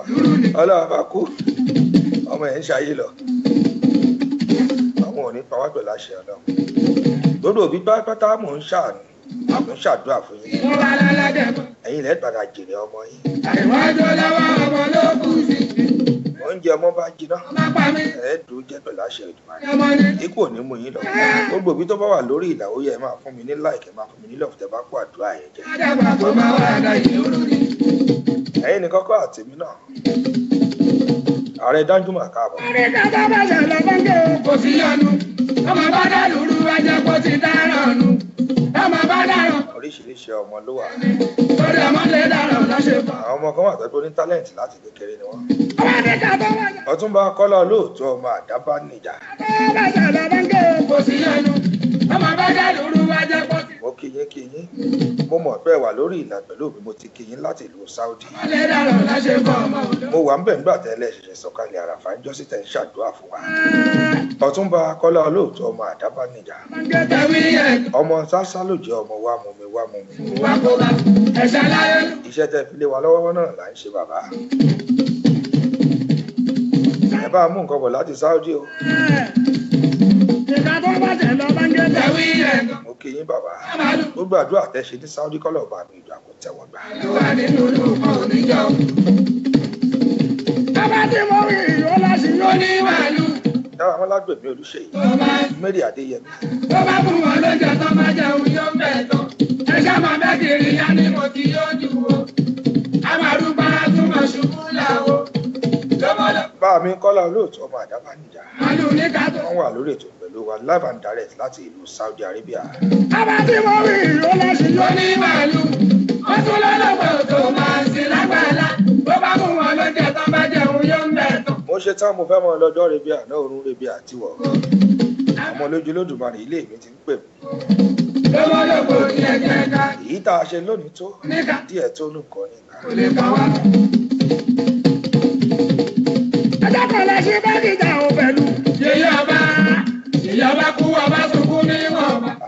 tó lárúgbó ni wọ́n dá pàtí sílẹ̀. mo kí obìnrin tẹ wà lórí ètò pẹ̀lú òbí látàárọ̀. bá màálù. ìfẹ́ wa náà lẹ́ni tẹ́ fi wà lórí ètò pẹ̀lú wa. princess Fadérẹ̀ra. àǹtí Folúkẹ́ Yusuf ṣe ń wo princess. lọ́jọ́ kan náà ni. ẹ wà pẹ̀lú mi lórí ètò látàárọ̀. owó lẹ fi ń ra data. apart from owó kan. àkókò yìí ṣe pàtàkì tẹ́ ẹ fún wa. ẹ ṣe àdúpẹ́. ẹsẹ̀ láìrò rẹ̀ sì ti kọ́ bá màálù. wọ́n pa màálù. olúwa ṣe wọn pẹ́ báyìí. ẹjọ́ wọ́n wá ṣẹ̀ṣin lọ́sọ̀ ó jayé lọ pẹ̀lú ọba. Ọ̀túnba Òfẹ́ Afọláyan ẹ ṣeun bàbá wọn ní oníṣìgbè oníṣìṣàn lágbára lọ́wọ́ ẹ ṣeun bàbá. ó lè jádùn wálé torí tọmọ bá wúlò fúnra ẹ tọmọ tó lè wá wúlò fún wọgán. My Sweet 97.5 FM ni mo wà nílùú London ibẹ̀ ni mo ti ń gbọ̀n sáfẹ́fẹ́. kálí fẹ́ràn jẹ́kọ́. DJ Murphy lámojú ẹ̀rọ. torí tọmọ bá wúlò fúnra ẹ tọmọ tó lè wá. ibikíbi tẹ́ ti ń gbọ́ mi ni mo kì í lẹ́ẹ̀kan sí. ó ká bàbá ránṣẹ́ sí. ìfẹ́ wa lẹ nínà tẹ́ fi ń darapọ̀ mọ́ wa lórí ètò. bí ò bá sí yí kò sáwà bí ò bá sọ́lọ̀ kò sẹ́nì kankan. àní ká bàbá ránṣẹ́ sí èrè ni. ó ká bàbá ránṣẹ́ sí ni. bẹ́ẹ̀ bá tọmọ yín. abiyamọ gbìyànjú lè dájọ́. àwọn náà ó tọ́jú èrè ni. pẹ̀lú àṣẹ ọ̀nà. ránṣẹ́ sí ni èrè ni. dákunjẹ wa gbìyànjú lè dájọ́ èrè ni. ó ká bàbá ránṣẹ́. tó o ní ọṣẹ ọlọ́bẹ̀ ṣe lórí ètò tòní obìnrin pápátá ni mo kí ẹ ṣe ẹ̀yin tẹ́ láìka ẹ̀yin tẹ́ ṣe àìtọ́ yìí kò ní bàjẹ́ fún ìpẹ́lá ṣe Èdùmàrè ẹ̀yin tẹ́ kọ́mẹ̀ntì àjọṣètò gbogbo ní pápátá ni mo kí ọbẹ̀ pàtàkì lọ́wọ́ King Ọlámídé Adénẹ̀gà àbúrò mi pàtàkì láti ìlú Malaysia ọmọ olè sọ̀rọ̀ tí òbí yẹ. ọbẹ̀ pàtàkì lọ́wọ́ ọlọ́wọ́n ọba ọbẹ̀ pàtàkì lọ́wọ́ DJ Murphy tá àjọṣètò lónìí ọbẹ̀ pàtàkì lọ́wọ́ gbogbo tó wà lórí ìtọ́ pẹ̀lú mi àwọn lọ́wọ́ bọ́tì ni wọn gbogbo ní pápátá ni mo kí mi olólòdì ẹnì kọ̀ọ̀kan. Àríwọ̀n àbọ̀bọ̀ bó kọ́ ẹlẹ́gùn kò sọ́nà. Ọmọ bá ránṣẹ́ sí ní èrèdí. Bí mo ṣe ń lọ báyìí orí ọ̀fẹ́ Ọlọ́run Olódùmarè kó mọ́ bá yín lọ. Ọmọ bá ránṣẹ́ sí ní èrèdí. Ọmọ kẹrù bọ̀ kẹrù bọ̀ rẹ̀ kò sọ́nà. Ọmọ bá ránṣẹ́ sí ní èrèdí. Abẹ́ òjìji Olódùmarè ọba ni mo fà yín. Ọlọ́run fẹ́ sọ ẹ̀sọ́ tán. Ayọ̀ àti àlàáfíà kó máa jẹ́ tí gbogbo nǹkan tẹ́ bá dáwọ́lé kó máa júṣe fún yín pẹ̀lú àṣẹ Èdùmàrè. ẹ jẹ́ n fi orin yìí náà kí n fi dágbére lórí ètò.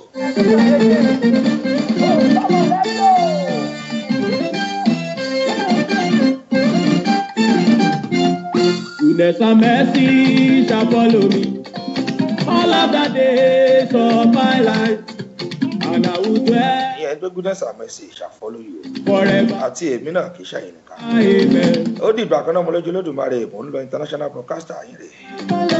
All of the days of my life, and I will dwell in the house of Lord forever and ever.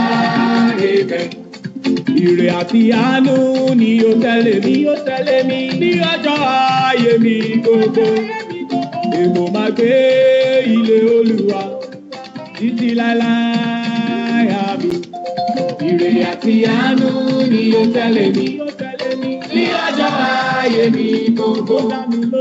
Èmo máa gbé ilé Olúwa títí láéláé àmín.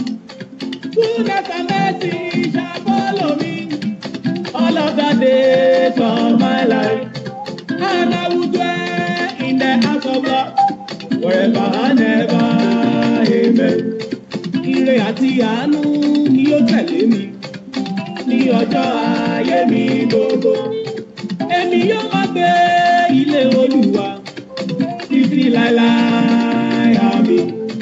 Ire àti àánú ni ó tẹ̀lé mi ní ọjọ́ ayé mi gbogbo.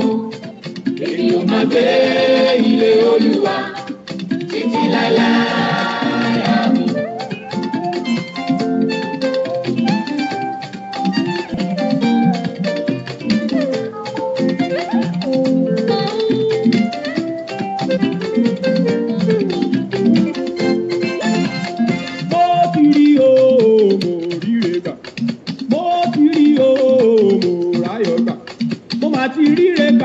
nílé ayé tí mo wá. Mo máa ti ní o ara ẹ̀ wá bá mi jó. Ire má ṣan yẹn o, mo ló ti tó mi lọ́wọ́.